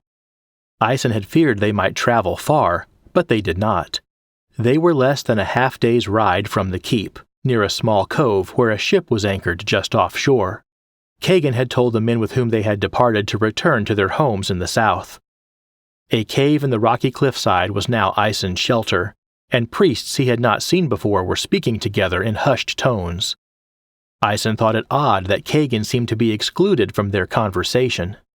Kagan was a younger man, younger even than Stephus. With red hair and blue eyes, it was not difficult to see he was a native son of the Windy Isle. It seemed to Ison that he could have chosen to stand with his countrymen rather than sowing seeds of discord, and been a great asset. He wondered how far Kagan had really strayed from his sword brothers. Eventually, one priest broke off from the small group and approached. "The shrine is your last chance. There is no other choice," he said. Kagan seemed sad. "Is it possible that the return of the battle chief will bring balance to the isle?" "The prophecy has not changed," replied the priest. "You are the only one who can save Linraw." "Then leave me," Kagan replied. The priest left and the others with him. Ison remained alone with Kagan. "Boy," Kagan called, "have you lived long in the isle?" "No, my lord," replied Ison. "I have been traveling, passing through many places. I have been here for only days." "And what are the places like where you have been?" "Unfriendly. You might even say cursed." Kagan nodded. "But it has been different in Linraw," Ison offered. "The people smile. It seems that there is real hope here." "There was," Kagan said, "but contention abounds." After a few moments of silence, Ison worked up the courage to make an observation. "These men do not seem like the monks of Firna." "They are not. They are priests of Mahoon." Ison's eyes widened. "But Mahoon is evil," he began. "Mahoon is power. It can be used for good or evil." He sounded unconvinced himself. "If Mahoon is the only hope for the isle, then it is Mahoon to whom I must turn." "I heard Lord Virgil fought the power of Mahoon when he walked between worlds," said Ison. "He fought an evil man, perhaps," Kagan said, "one using the power for his own glory." "Not like you," Ison offered. "The seers have told me many things that have come to pass," Kagan replied. "This is one choice I cannot escape. I must see it through." "What if they lie? What if they are under the curse?" Kagan studied Ison's face. "You are the boy that walked with Lord Virgil between worlds." Ison's eyes gave him away. He had not meant to say so much. The priests returned and Ison tensed, expecting Kagan to reveal his identity. However, he did not. Ison was sent to collect water, and the priests began to prepare. Broden was ordered to return to the cathedral, and his relief at this surprised him. When he had left his duties earlier in the day, an adventure in the city with a new friend seemed splendid. He had not bargained on coming face to face with Lord Kagan, King Tull, Lord Virgil, or the others. That he had not been punished was a miracle, one that he surely did not deserve, as his prayers had been few and far between of late. As he neared the stables, he saw two figures in the shadows. They appeared to be watching him. With a shiver, he quickly turned and proceeded down the hall toward the cathedral, but stopped in his tracks when he saw someone blocking his path. "Your adventure isn't over yet, monk." Broden's eyes widened. It was the singer, Aveline. She redirected him back toward the stables with a glare and a nod of her head. In the stables, they met up with the shadowy figures, Sarah and Margaret. "The ponies are ready," Sarah said. "Pardon, my ladies, but is Lord Virgil aware of this excursion?" "Lord Virgil will be made aware," Aveline began as she readied Rosebud. "He will either be made aware that you assisted us or that you did not." Broden's mouth dropped open. "You could recognize the men traveling with Kagan if we saw them apart from their master?" He considered lying until he realized Aveline could already see the truth on his face. In a matter of minutes, Blaze, Stormy, and Rosebud were carrying Broden and the girls out of the keep and into the waning light. "Shouldn't I have stayed behind to listen to fairies?" Margaret asked. Broden was certain he must have misheard her. "No, I'm not sure why, but I believe we must find Ison now, tonight." "But how?" asked Sarah. "They could have gone anywhere." Aveline did not have a good answer. Before she could reply, Broden spoke. "There is a place between the keep and Kagan's lands where they might make camp. My father would take me exploring there when I was young. I could climb the rocks there for hours." "Yes," Aveline agreed. "By the sea. I know of this place." The priests of Mahoon toiled with the rocks outside of the cave. Ison had been sent out time after time to bring fresh water for the laboring men. Each time he returned, he was surprised to see another dozen large rocks moved out into the surrounding areas. Now, in the last light of day, he could see it. The priests had been clearing off a great flat stone slab. It looked much like the rock from which he and the girls had departed their world. Kagan emerged from the cave. He did not look well. At that moment, Ison felt the urge to try to save him, to convince him to return to the keep and his men. But there was nothing to be done. Years of suspicion and scheming had led Kagan to this point. He was not evil, but he was utterly lost. Kagan had placed himself at the mercy of the priests of Mahoon, but they had none to give. Walking to the center of the flat stone surface, Kagan knelt and bowed his head. The priests encircled him and began murmuring. Ison felt a chill in his heart. Goosebumps rose on his arms. He wanted to run, and almost did. The priests were ignoring him now, but something caused Ison to stay. He found a well-hidden place from which he could keep watch. Ison could not hear what was said, but even in the failing light his eyes were sharp enough to see that his fears were being realized. Kagan produced a knife and cut a gash into both of his palms. As he remained kneeling, the priests stood up. At first, Ison wasn't sure what he was seeing. It looked like a ripple in the stone around the spot where Kagan knelt. Then the priests fell flat on their backs. A moment later the sound wave hit Ison. A crash like thunder made him jump, and the wind blast made him squint his eyes. An opening appeared in the rock near Kagan, and then men emerged from the stone slab itself. They were warriors by their looks, but soon enough Ison saw the red banners, and he knew who had come. They poured out now, hundreds, perhaps thousands. And then the black coach appeared. The man who stepped out of the coach was all too familiar, easily head and shoulders above any of the warriors. Ison felt a terrible despair knot up in his chest. The relic appeared deathly pale, but he moved with effortless ease. He strode past Kagan without a glance.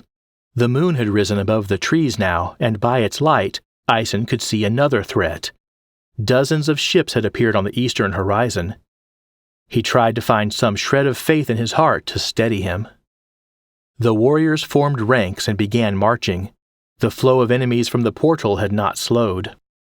The relic was mounted now and rode at the head of the host. The warriors from the nearest ships began rowing to shore. The horde moved in the direction of the keep, but still, Ison felt compelled to keep watch over Kagan. "You don't ride as well as Virgil," Margaret said as she resituated herself behind Broden for the 6th time. "Margaret!" Sarah chastised. "She speaks the truth," Broden said as he held Rosebud's reins awkwardly. "But you should see me fight." Aveline raised an eyebrow. "Compared to my fighting skills, I am an expert horseman." Broden's weak chuckle died in silence, so he continued, "You know, Master Virgil was not particularly happy with me today, and that was before I snuck off into the night with his daughter and 2 young charges." "Yes," Aveline replied, "but not before you led his 3rd charge straight to the man who planned to kill Master Virgil." Broden balked, then blurted, "Ison wouldn't listen to me. He did not seem so reckless in the cathedral." He trailed off. "And then you left him," Aveline replied coolly. "I'm not accustomed to being the most reasonable person in the room," Broden retorted. "It took me by surprise. I had to return or I'd be kicked out of the order." "We never would have known Kagan's intentions if you hadn't done what you did," Sarah said. "It's not as though I planned to be helpful, I'm sorry to say." Aveline looked up at the moon. "We have more light now. Shall we take the more direct route or the easier route?" "Left," Margaret grumbled. "Broden can't keep Rosebud from going that direction anyway." The small party continued on in the darkness for hours, with doubt slowly creeping into everyone's mind. Aveline had been silently arguing with herself for most of the ride. "Have I ever done anything more foolish?" she thought to herself for the 100th time. "I'm leading these children out into the night, away from the safety of the keep, with no means of finding Ison for certain. We will return to the keep tomorrow defeated, with nothing to show for my folly but weariness, and that is if we are lucky." Upon cresting a small knoll, Aveline froze. The others did not comprehend what they were seeing, but Aveline felt cold terror strike at her heart. In the black remoteness before them was the unmistakable glimmering torchlight of a great host. They had to be thousands strong. Aveline forced the fear out of her mind and glanced to the ravine on her right. She tried to recall how the land was situated, but it was difficult in the dark, and 30 years had wrought many changes. To her left there appeared to be nothing but open grassland, but the grass was tall. "Quickly," she whispered. "Follow me." The ponies cantered as fast as they dare in the dark and unfamiliar terrain. When Aveline was convinced they were out of the horde's path, they dismounted and became as still as statues. "What's happening?" Margaret asked. "The relic. He's here," Aveline muttered.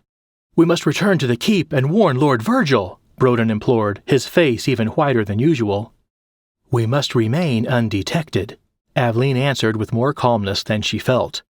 "Let us move slowly." "That's the wrong way," Broden hissed. Aveline glowered at him. "We keep going," she commanded. Broden considered running back to the keep for a moment. It would be an extremely long trek on foot, a journey made less inviting still with a hostile army at his back. Lord Virgil would be there, and Broden would have to tell him how he had now left not just Ison, but everyone from the battle chief's party in danger on the same day. He decided he would rather face Mahoon out here in the tall grass.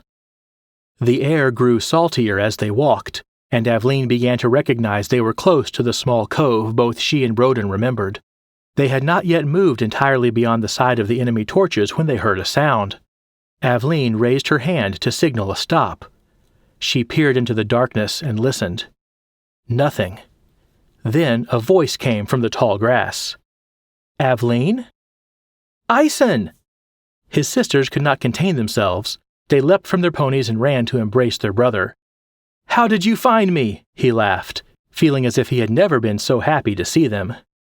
"Luck," Broden replied nervously. "I thought monks believed in faith," chided Margaret. Broden looked exasperated. Aveline turned to Ison. "Is this Kagan's doing?" she asked. "Yes and no. Kagan has been tricked. He thinks he is saving Linraw. The relic opened a way between worlds with the help of Mahoon's priests and Kagan's own blood.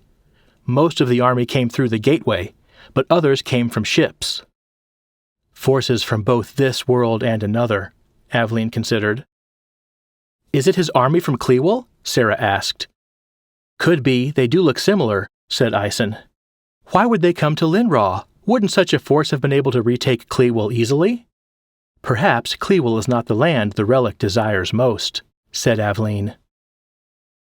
Stethus sprinted through the keep, making his way from the outer wall to the king's chamber. He had sent orders to the visiting warbands and sounded the keep's bells after the first messenger arrived on his nearly expired horse. Now he sought to deliver the news to the king himself. "My king!" he shouted, throwing open the doors and gasping for air. "A great host approaches, many thousands strong." Tull and Virgil were poised, awaiting his report. Responding out of habit, they immediately set themselves to the tasks that precede warfare. The luxury of peacetime concerns suspended, the great Linrawan war machine required priming before it could perform to its potential. Without time to find Aveline or the girls, Virgil forced any concern for them out of his mind. Helping them now was no different than helping all of Linraw. He would welcome news when it came, but there was no time for him to search it out. What fools would attack when the might of the whole isle is gathered in one place? Tull wondered. They would not be fools if they could rout all the war bands in a single battle, Virgil replied. Tull shook his head. There is no such power. Even if there were, such a host could not evade detection from our allies. We would have had more warning. Stephus joined them on the wall. We will be ready within the hour, he said. The host will arrive at dawn, Virgil added. It seems you have returned at just the right time, Tull said, looking out into the darkness. Virgil was glad to be with his countrymen in their time of need, but he was troubled. He couldn't help feeling that this was no coincidence, and therefore perhaps not the advantage for which Tull hoped. When the dawn broke, Linraw's armies stood before the keep. They were a fearsome sight. 3,000 mounted warriors, grouped together in blocks of silver, blue, green, red, and black. Another 2,000 warriors on foot waited behind them, their colors blending into a kaleidoscope of deadly beauty. The great horde was visible now from the keep, too. At first, only a dark line atop the ridge, it spilled like ink over the horizon, flooding the grasslands. When they stopped within 3 furlongs of the Linrawan line, Virgil saw him. He was not expecting it, yet somehow neither was he surprised. He now recognized the stench of the curse in the dark presence of the relic. The Ruriks are with them, Tull motioned to the infantry at the front. They have come by ship, no doubt, but surely the rest have been transported by magic. They will be sacrificed for the advantage of the others, poor fools. The Ruriks are 2,000 strong, Stephus replied. Sacrificed they may be, but not without taking many sword brothers with them. The rest number more than we thought, said Virgil. After we have dealt with the Ruriks, we will still face more enemies than we have men. It was then that the pale man raised his strange weapon and spoke, his voice carrying unnaturally to the assembled warbands and beyond to the keep itself. Surrender your leaders for execution, the relic offered. Swear fealty to me, or be wiped from this wretched isle forever. Every warrior on the field knew there would be no surrender. Chapter 9. The Battle of Linraw. Tull and Stephus rode in the front line of the keep's mounted warband. They saw to it that the line kept its spacing and accelerated in a technique designed to inflict the greatest damage to enemies on foot. As they had expected, the Ruriks came first. The enemy would keep his own warriors back for now. The Ruriks were savages. They relied on overwhelming their enemies with numbers. In strategy and skill, the armies of Linraw held a clear advantage. Still, this foe was not to be taken lightly. The horsemen of the Windy Isle closed in on the enemy. When they met, it was as expected. The footmen were trampled. Rows and rows were plowed over or thrown backward into ranks far behind the skirmish line. The thunder of hooves drowned out the battle cries of all but the loudest warriors. The horsemen dealt the terrible damage for which they were feared. Their enemies seemed to melt before them, and after the first charge, only a handful of Tull's warriors were lost. Stephus regrouped quickly. He reassessed the enemy's condition, not wanting to be foolhardy and press too deeply into a trap. When Stephus was satisfied, he signaled to Virgil. Virgil and the keep's infantry now advanced, to finish any survivors left standing from the first wave. He came upon a Rurik, lucky enough to have evaded his sword brothers. The man attacked wildly, making himself an all-too-easy target. Linrawan's steel met the Rurik's midsection, and the man was spun around. Virgil continued onward in a ghastly dance of beauty and carnage. His men also seemed to be carving into the enemy with relative ease. The movements became repetitive, like working in the wheat fields. The warriors toiled, but there was no doubt the chore would be completed. As the melee continued, Virgil realized something peculiar. The fight was taking too long. He took a moment to survey the battlefield more carefully. A sword brother knocked an enemy off his feet and proceeded onward to the next. Virgil's eyes remained on the fallen Rurik. Within the space of 3 heartbeats, the man stirred. Then the Rurik slowly rose to his feet, and Virgil recognized him. It was his first opponent, the slash across his midsection plainly visible. This man should be dead, but he was staggering about, preparing to engage another warrior. Virgil advanced. When he reached the man, he evaded a sword thrust and delivered another fatal blow, through the heart this time. The man stalled for a moment, then gathered himself to mount a counterattack. Virgil was ready. His blade separated the Rurik's head from his shoulders. This time the enemy would not rise again. "Take their heads!" he shouted. "Take their heads! It is the only way!" He demonstrated the gruesome new manner in which the isle must be defended. Slowly the infantry realized its task. In time the skirmish drew to a grisly end, and the lines reformed. The men of Linraw had won their first encounter, but far more of their warriors were lost than expected. Virgil's footmen were exhausted. From his lookout, the relic continued to hold the length of bone aloft, as he had done since before the battle began. "It is dark magic," Virgil reported when he was able to return to Tull and Stephus. "Mahoon gives unnatural strength to his warriors with that cursed wand." "What can be done?" Tull asked. "If this magic strengthens the Ruriks, it will surely strengthen the rest when they finally come," Stephus replied. "The riders must also take their heads," said Virgil, "or we must find a way to do it together. Riding them down will not work." "The light give us strength," said Tull. "They are advancing," Stephus called. "Ready the horses." "There he is," Aisen said, as the youths spied on Kagan and the priests of Mahoon. Kagan remained in a kneeling position, bleeding from his hands. Occasionally a priest would tend to him, keeping the blood flowing, but also providing him with water. "Is he keeping the way open?" Aveline wondered. "No one has passed through since the last of the horde." "I count 6 men, 7 including Kagan," said Sarah. "I think I can take Kagan," Broden offered. "If I sneak up from behind him, that leaves 6 healthy, uninjured warriors for the rest of you to deal with." "Those priests are not warriors," said Aveline. "Still, we need surprise on our side if we wish to succeed." "You are serious," Broden muttered. "Lovely." "Even if we could kill the priests," Sarah began. Aisen's eyes bulged. "Kill the priests," he sputtered. "Or whatever, knock them out," Sarah continued. "What are we supposed to do with Kagan?" "I'm not sure," Aisen began, "but I think I might convince him to give up on Mahoon. Deep down, I don't think he wants to be doing any of this. And if we can't convince him, I may have to finish him," said Aveline, brandishing a dagger from her saddlebag. Broden shook his head in disbelief, then quickly nodded when Aveline glanced his way. "We need to split them up," Sarah suggested. "Can I be bait?" Margaret offered enthusiastically. "Please?" "Remember when I said I'd like to visit your world sometime?" asked Broden. "I take it back." "Perhaps we could ambush them one by one as they go for water," said Sarah. The spies watched and waited to see if they could determine a routine that would allow them to catch a lone priest unawares. But the priests always kept in pairs. In fact, rarely was the group apart at all, and never did they leave Kagan unattended. After an hour, the children, the priest, and the singer were no closer to a strategy. "We can't wait any longer," Aveline said. "I'm going to fight.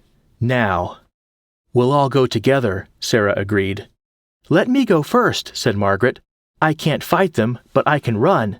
Maybe when they chase me you can surprise them from behind." "I don't think that's a good idea," said Aisen. "If this doesn't work, what do you think is going to happen to me?" Margaret asked. Aisen didn't have an answer. "We all have a part to play. My part is to distract them." Aveline smiled. "Little warrior."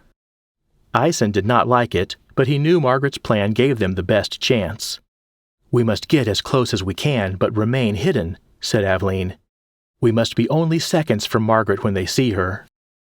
The small band of infiltrators snuck ever closer to Kagan and the priests. Aisen was amazed at the ease with which they were able to advance. Perhaps their time spying had helped attune them to the habits of the priests, or perhaps Firna gave them aid. They easily timed their approach between the enemy's glances. Soon they were closer to Kagan than Ison ever imagined possible, and the priests of Mahoon were completely unaware. Margaret looked at Aveline. She nodded her head, and her hand tightened on the dagger. Margaret looked at Ison in his hiding spot, then to Sarah and hers. Taking a deep breath, Margaret ran. The third skirmish had come to an end as the sun rose higher over the great keep of Linraw. The Ruriks lay scattered across the field of battle, every one of them dead. Stephus, Tull, and Virgil regrouped at the wall of the keep with their men. Mahoon lowers his magic wand, Tull noted. Perhaps he grows tired. Perhaps he is just a man after all. He is just a man, replied Virgil. Should we attack now, while his magic is interrupted? Tull wondered. We cannot, said Stephus.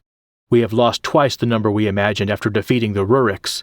We need this respite more than Mahoon does. And what happens when he raises the battle bone once more? Asked Tull. No one had an answer. Is there word on the boy? Virgil asked. Stephus shook his head. No word on the boy or Kagan, he said. Virgil could sense there was more. What else? He asked. Stephus sighed.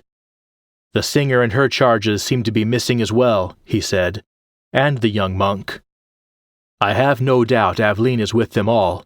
They are in good hands, Tull said. This was not the news Virgil wished to hear, but he could do nothing about it now. I need to check on the men.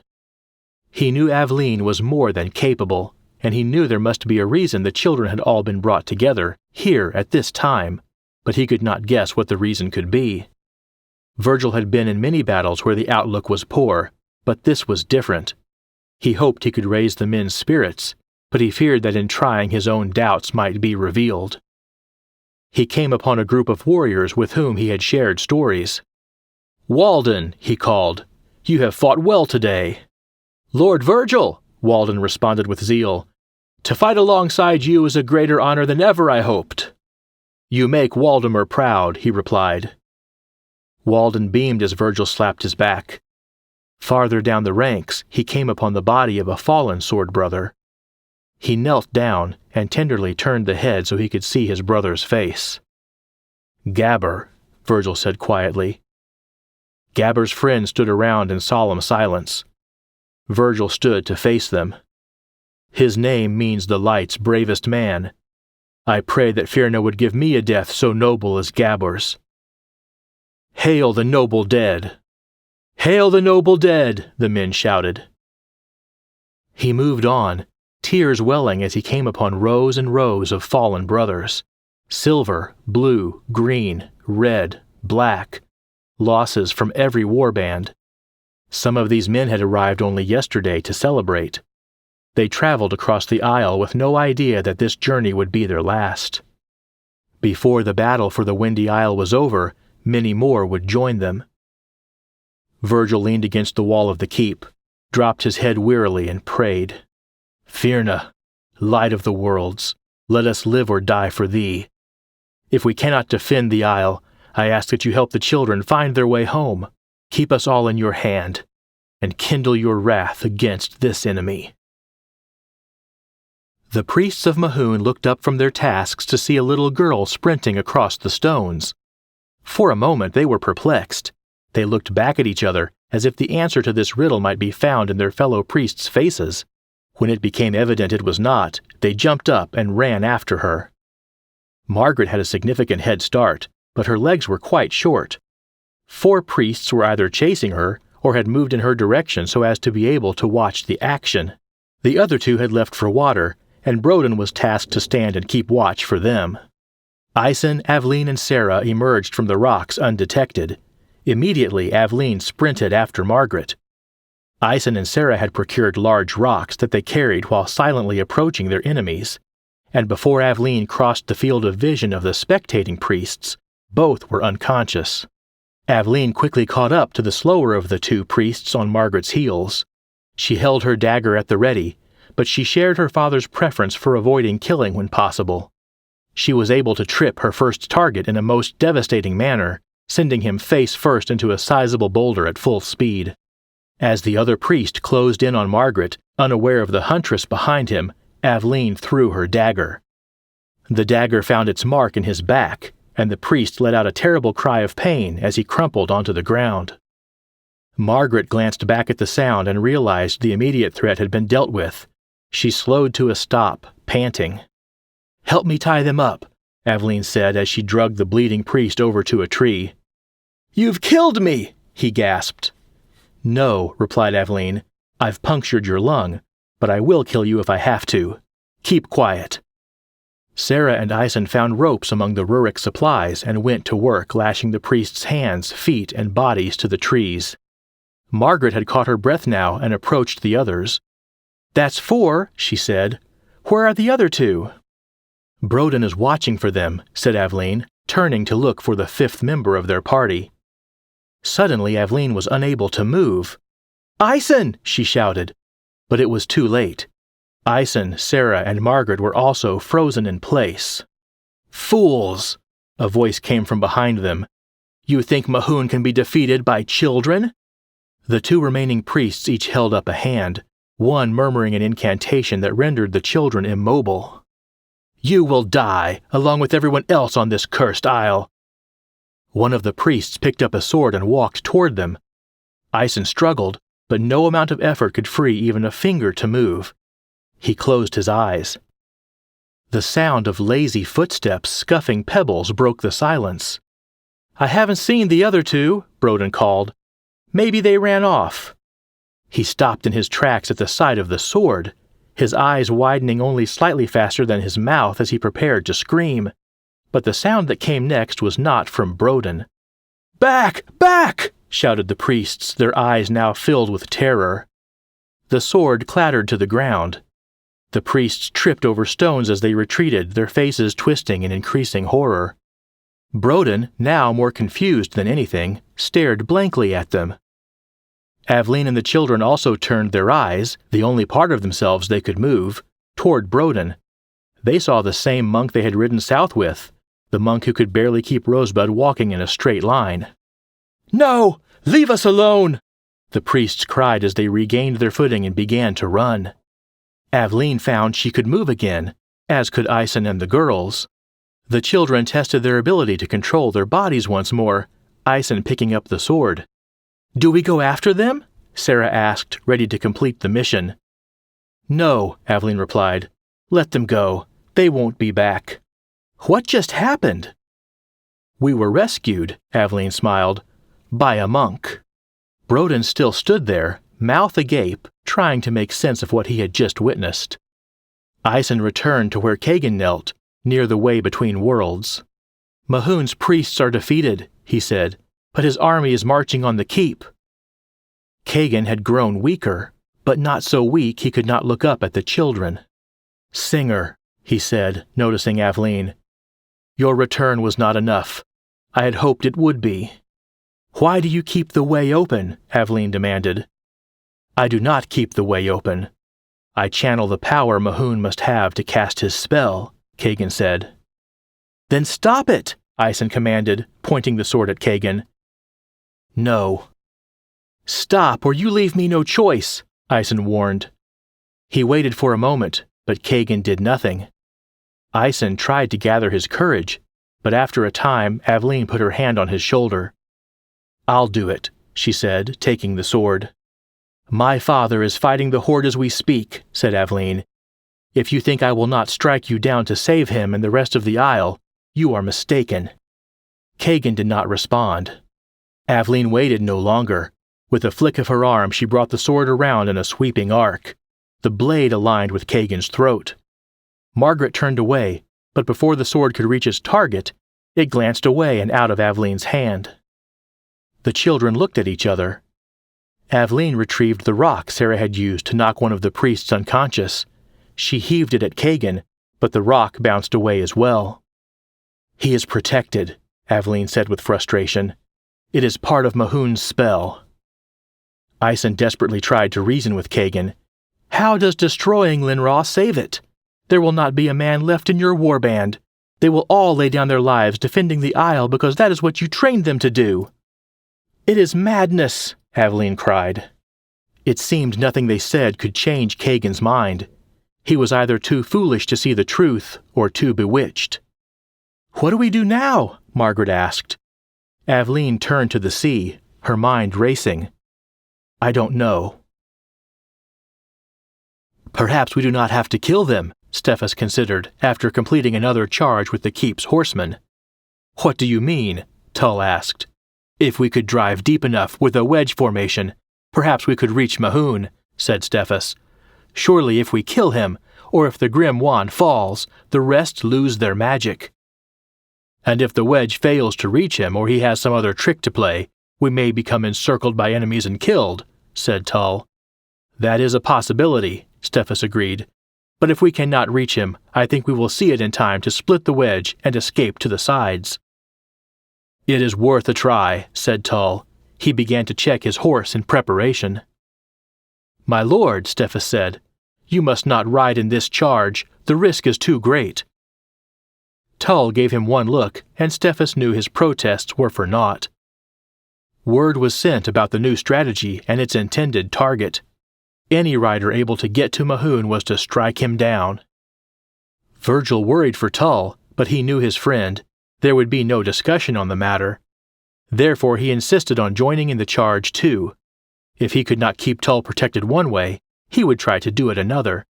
And if the opportunity to strike at the relic presented itself, he would not hold back. The horsemen formed their usual block, intent on disguising the wedge until the last moment. Virgil rode on one side of Tull, Stephus on the other.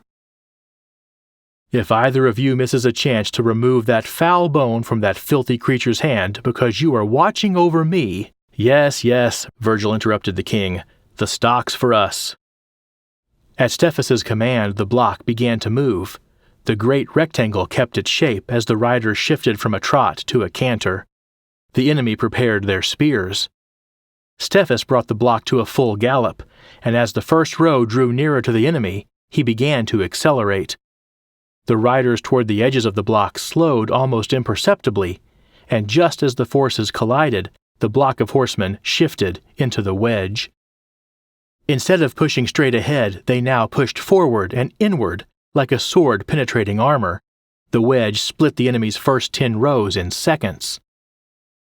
As it progressed, the charge slowed, especially on the edges, but the point still advanced toward the target. Virgil began to estimate the distance until the enemy would be within the range of his spear. Perceiving their plan, and without lowering his gruesome wand, the relic turned his horse. He retreated to the side of the field and enveloped himself deeply within more of his warriors. "The coward escapes!" Tull cried. Virgil looked at Stephus. They knew the plan had failed. Stephus sounded the horn to signal their own withdrawal. The gulls called, the waves crashed onto the rocks, and the children, the monk, and the singer waited. After some time, Broden knelt and began to pray. The girls sat down too, only now realizing how exhausted they were. Aisen joined Aveline as she stared at the ocean. "This all started by the sea," she said. "I was waiting for Father's ship to dock by the keep when the relic took me. Now Father fights for his life and the lives of our people, and I don't know what to do." "What would you have done if the relic had not come? If Virgil returned to you safely and everything went right?" "I was to sing at the feast that night." They sat for some time watching the waves. "I'm going to get him some water," Aisen said. "Kagan? Maybe he will still come to his senses," Aisen shrugged. "Besides, there are worse things to do than show some kindness." After Aisen had left to fetch some water, Aveline began humming to herself the song she would have sung the night her father and the king returned. At first it was just barely a melody, buried by the perpetual howl of the windy isle. But as she began to pour her heart into it, it grew louder and became every bit a prayer, like Broden's, but in music. Sarah and Margaret came over to listen. They loved to hear Aveline sing. Broden stopped so he could listen too. Walking back with the water he had collected for Kagan, Aisen caught Aveline's song on the air. He smiled, thinking that he could listen to her voice forever, though he didn't know how long any of them had left. He had hoped that he would return to find Kagan moved by the song, but it was not to be. Kagan remained committed, and the dark power still flowed. Nevertheless, Eisen offered him water, which Kagan received. He considered trying to reason with him again, but decided against it. Instead, he sat down next to him. While the girls and Broden stared at the sea, Eisen stared into the swirling gateway to the other world. He considered the magic that was flowing through it even now, giving the horde its unnatural strength. Then something caught Eisen's eye. There was an irregularity of some sort in the portal. Eisen squinted. He almost thought he saw a human hand in the ripples, but then it disappeared. He turned to say something to Aveline, but she was still singing. It seemed wrong to cut short that beautiful song. Suddenly the hand came back, as clear as day. Eisen jumped up. Along with the hand there now appeared an arm, a large one. A second later an entire man stepped out of the portal and onto the stone slab. Eisen was about to warn the others when he realized this was not part of the relic's horde. There was something familiar about the man, in fact. He turned to face Eisen. Galliard! He was older, as if years had passed, but looked as strong as the day they had left Clewell. The others heard Eisen's exclamation and turned to see the huge warrior standing next to him. Galliard looked at Eisen curiously, then it dawned on him from where it was that he knew the lad. "Of course," he bellowed. "Of course it is the battle chief's singer and companions." The others ran to see their friend. "How did you find us?" Eisen stammered, unable to help himself from throwing his arms around Galliard. They did not reach far. "We had word that the enemy had amassed a great host at the edge of our lands. We tracked them to a forgotten shrine. They had vanished, but the magic door remained open, so we have been waiting for them to return. I hoped to welcome them back with a taste of Llewellyn steel," Galliard smiled. "But then I heard the song coming from the doorway, and I could not help myself. I had to see." "You have warriors with you?" Aveline asked, hoping against hope. "Yes, enough to finish the relic and his horde once and for all," said Galliard. "How many are with you?" Eisen asked, beginning to understand. "All of them," Galliard smiled. "Where is Lord Virgil, and who is this fellow on the ground?" Aveline explained the relic's plan, the war raging to their north, and the magic that strengthened the enemy. "Kagan, too, is protected by magic, and he channels the dark power the relic wields against us," she concluded. "Then let not this door between our worlds be only to the enemy's advantage," Galliard said. "Let it also bring forth an ally for my brother Virgil in his time of need." It was more than any of the companions had dared to dream. The Llewellyn war host, having been revived and returned to its former glory, poured through the gateway now, just as the relic's army had done in the night. 1,000 riders galloped northward to join in the fight, with more footmen following. Aveline rode with Galliard to show him the best route. Eisen tried to convince her to leave the fighting to Galliard and his men, but he could see by the look on her face that was not going to happen. Broden remained with Eisen and the girls. As the last of Galliard's band disappeared over a distant ridge, Eisen realized how fragile this new hope was when Broden spoke again. "It will be 2 hours before they can join the fight. What will be lost in those 2 hours?" The warriors of the Windy Isle were fighting for their lives. They had learned hours ago what it would take to defeat this enemy, but the relic's own warriors were different from the Rurik's. They were more highly trained, larger in stature, and they wore heavy armor around their necks, making a killing stroke far more difficult. The warbands had done their duty, but nearly a quarter of the brothers now lay dead, and the rest were outnumbered 2 to 1. And try as they might, they could not gain an advantage. The relic smiled from the safety of his lookout, holding the jagged bone aloft. This would be the day the bright light of Linraw finally fell into ruin.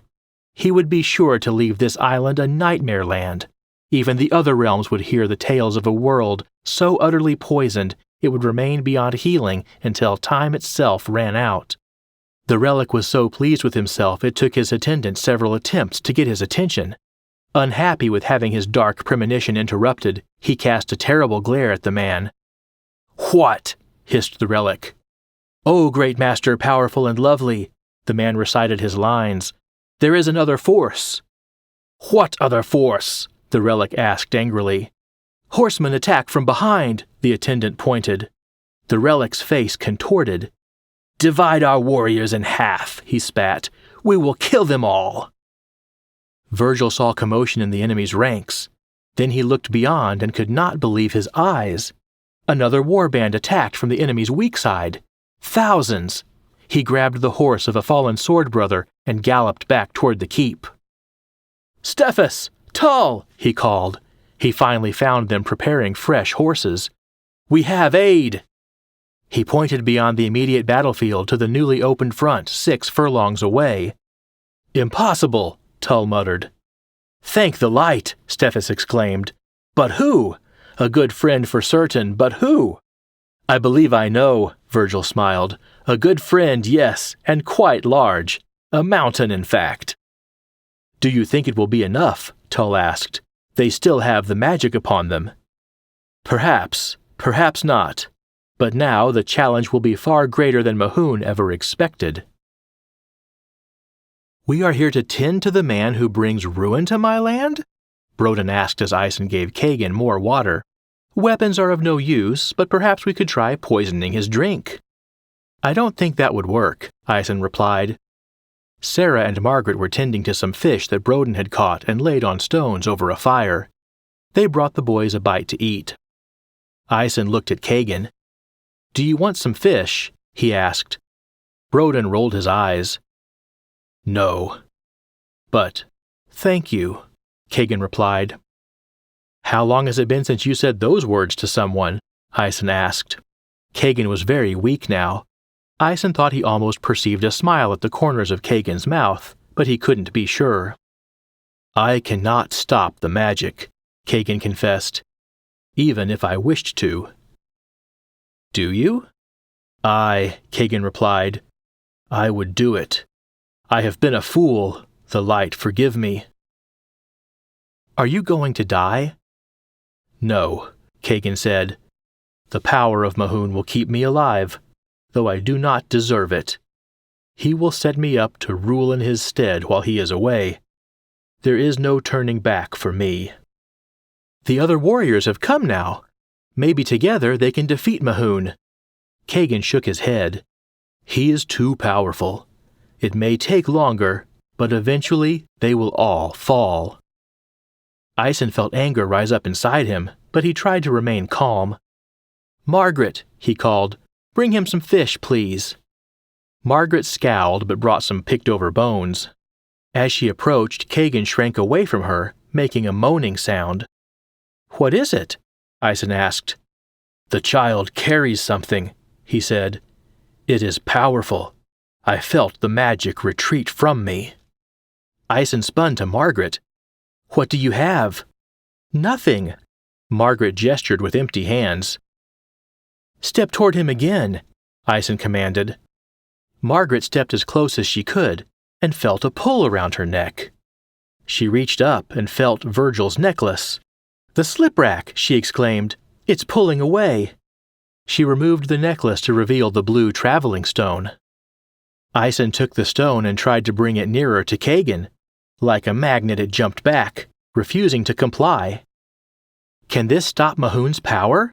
he asked. "I do not know," answered Kagan. "Perhaps."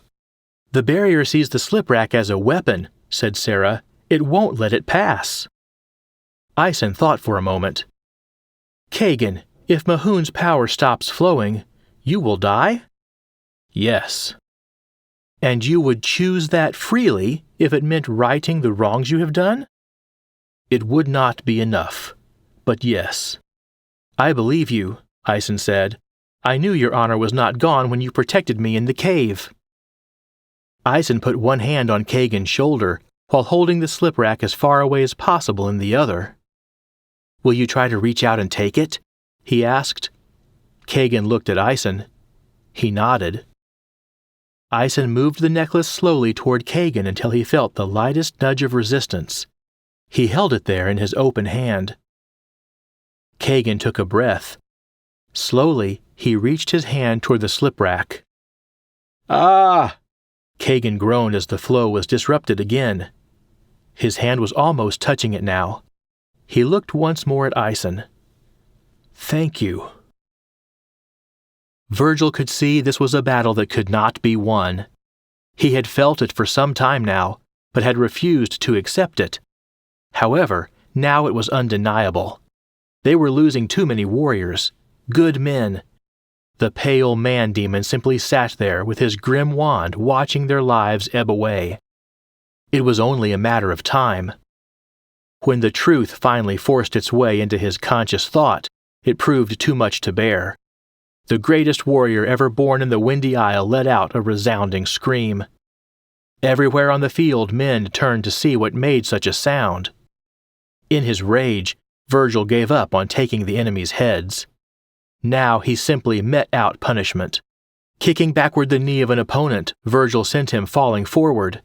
Before his foe hit the ground, Virgil had pierced the man's heart through his back. The next target received a sword hilt to the face before raising his arms in a weak defense. He staggered back, but Virgil thrust his sword into the man's gut. The battle chief spun to face his next adversary, slashing across the enemy's side and sending him back. Virgil paused for a moment. Against his better judgment, he looked behind him, expecting to see the men slowly returning to their feet. But they stayed down. He stared longer. Not one of them moved. Upon engaging his next adversary, Virgil chose to remove only a hand. The man screamed and crumpled to the ground. The flow of Mahoun's power. It was broken. "The spell is broken." The spell is broken! Virgil called to his sword brothers. The magic is no more! Virgil found a riderless horse on the battlefield. He mounted the animal and urged it forward, fighting his way through to the other side. He scanned the field for Galliard.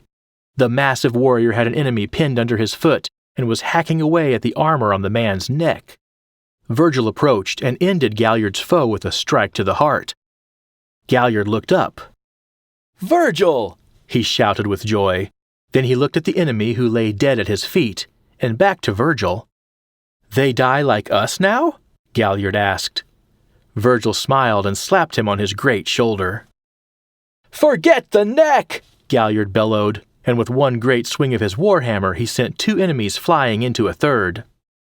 Aveline had joined the Clywillan archers, and with the magic lifted, they instantly became a deadly force in the battle. The tide had turned. The horde was whittled rapidly from both sides now. Forgetting their weariness, the Linrawans proved their reputation, decimating the enemy at every turn. The Clywillan horsemen who had been tracking their quarry for days were all too happy to put an end to the relic's horde here. Better that their carcasses never even sully the ground of Clewal. Cut off from his escape route, the relic retreated in the only direction he could, eastward toward the cliffs.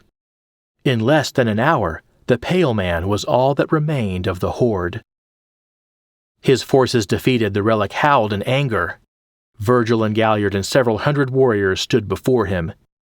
The waves crashed behind him, 100 feet below.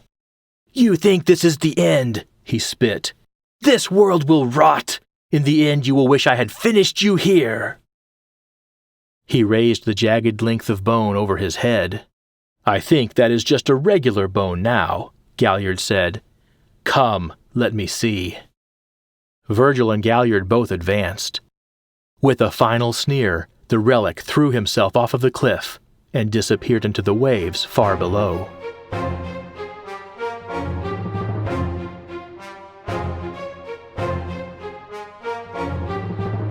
Chapter 10. Farewell. Aisen, Broden, Sarah, and Margaret skirted around the edge of the battlefield slowly, their hearts chilled by the sight. But their horror gave way to concern for those left alive as they approached the keep. Aisen scanned the warriors, searching for Virgil or Aveline. He spied Galliard kneeling down tending to someone, and his stomach lurched. He dismounted and walked over slowly, afraid of what he might see. As he drew near, he was momentarily relieved to see Virgil and Stephus kneeling across from Galliard. Then he saw Tull. The king was mortally wounded. but he still noticed Aisen at the edge of the crowd gathered around him. "The boy," he smiled weakly, "and the monk. I told you." Broden approached solemnly. Virgil stood, and with the little strength he had left, raced to collect Aisen, Sarah, and Margaret all in a great embrace, tears streaming down his face. Galliard joined them, his arms big enough to encircle them all. 3 worlds united, Tull said. What other king can say he lived to see it?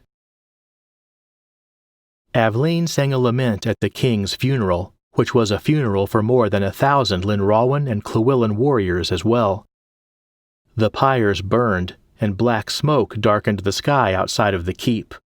The mourners of the Windy Isle joined Aveline in a song they knew by heart.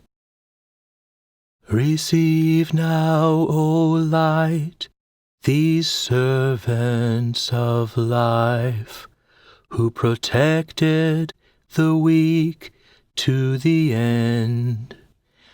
Care gently, O light, for these servants of life. To your arms our protectors ascend. Provide now for us grace to do what we must. Your light for our hearts' wounds a salve. Strengthen our souls and kindle our hope. Let us continue our duty to love. Virgil was gone for an entire day. Aveline told the children not to worry, that her father needed to grieve the loss of his friend in his own manner. In a way, Virgil had lost 2 of his dearest brothers in the same week. The children's hearts ached for their friend, but Aveline assured them Virgil would heal all the quicker because of their friendships, and it proved to be so. As Tull did not have an heir, there was some thought that Virgil might become the next king, but he maintained that Stephus was the better choice. As was his way, Stephus adamantly refused, reminding Virgil that he was the keep's battle chief, a position Virgil had already rejected.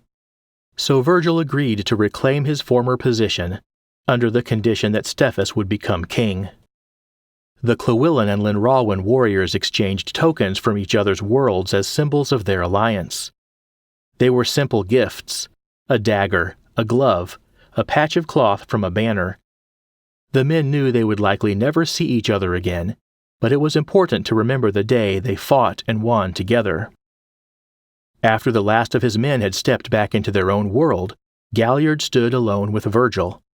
The 2 warriors exchanged swords, signifying their unbreakable bond as allies and brothers.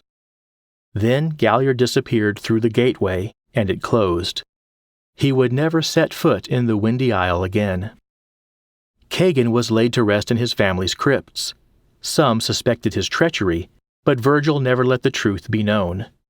He told the few who did know that Kagan's sacrifice covered enough of his wrongs to allow him to keep his honor in death. Kagan's family seemed to understand the grace that Virgil had bestowed upon their fallen lord, and they sent Kagan's nephew Kian to serve in the cathedral. Margaret enjoyed returning to her familiar traveling accommodations. She was once again with Virgil, atop Rosebud. Aisen and Sarah rode to either side on Blaze and Stormy. Broden and Aveline were there as well, along with 20 of the keep's warband. "You know, Margaret, if you miss riding with me, I can make space for you," Broden offered. Margaret looked back at Broden with narrow eyes. Aveline and Sarah laughed. They had camped the previous night on their way to the shrine at Merriant, and it had felt like any other day. But today was different. Today they knew they would be saying goodbye. "So the relic was just a man," Aisen repeated, trying again to understand. "Yes, a man completely turned inward to himself," Virgil replied. "And the power he used came from somewhere else? No man has power like that within himself. When Kagan chose to return to the light, he separated the relic from Mahoon's power. He gave his life to save us. Of course, he was also responsible for the attack," Broden trailed off. Mahoon's power is still out there? Wondered Ison. Yes, said Aveline. So he can return? Asked Sarah. The relic is dead, Virgil said, but Mahoon is not. He was always the power behind the relic. There will always be men who turn inward to themselves. Ison did not like the sound of that. Why do men turn away from the light? He wondered. There can be 100 reasons to retreat from Firna, Virgil began. Fear of losing some comfort or pleasure, fear of allowing another to rule, or the desire to rule over others oneself. Or it may be the appetite for more, always more, that in fact shrinks the soul smaller and smaller. We don't have Firna in our world, Ison said thoughtfully. You remember what I told you when we first met? Virgil asked. Your world has light, it has truth, it has darkness and lies. You have Firna, even if you use another name. Would you say I'm correct, Monk? Monk? Broden jerked to attention. Yes, Lord Virgil, how can I be of assistance? Virgil sighed.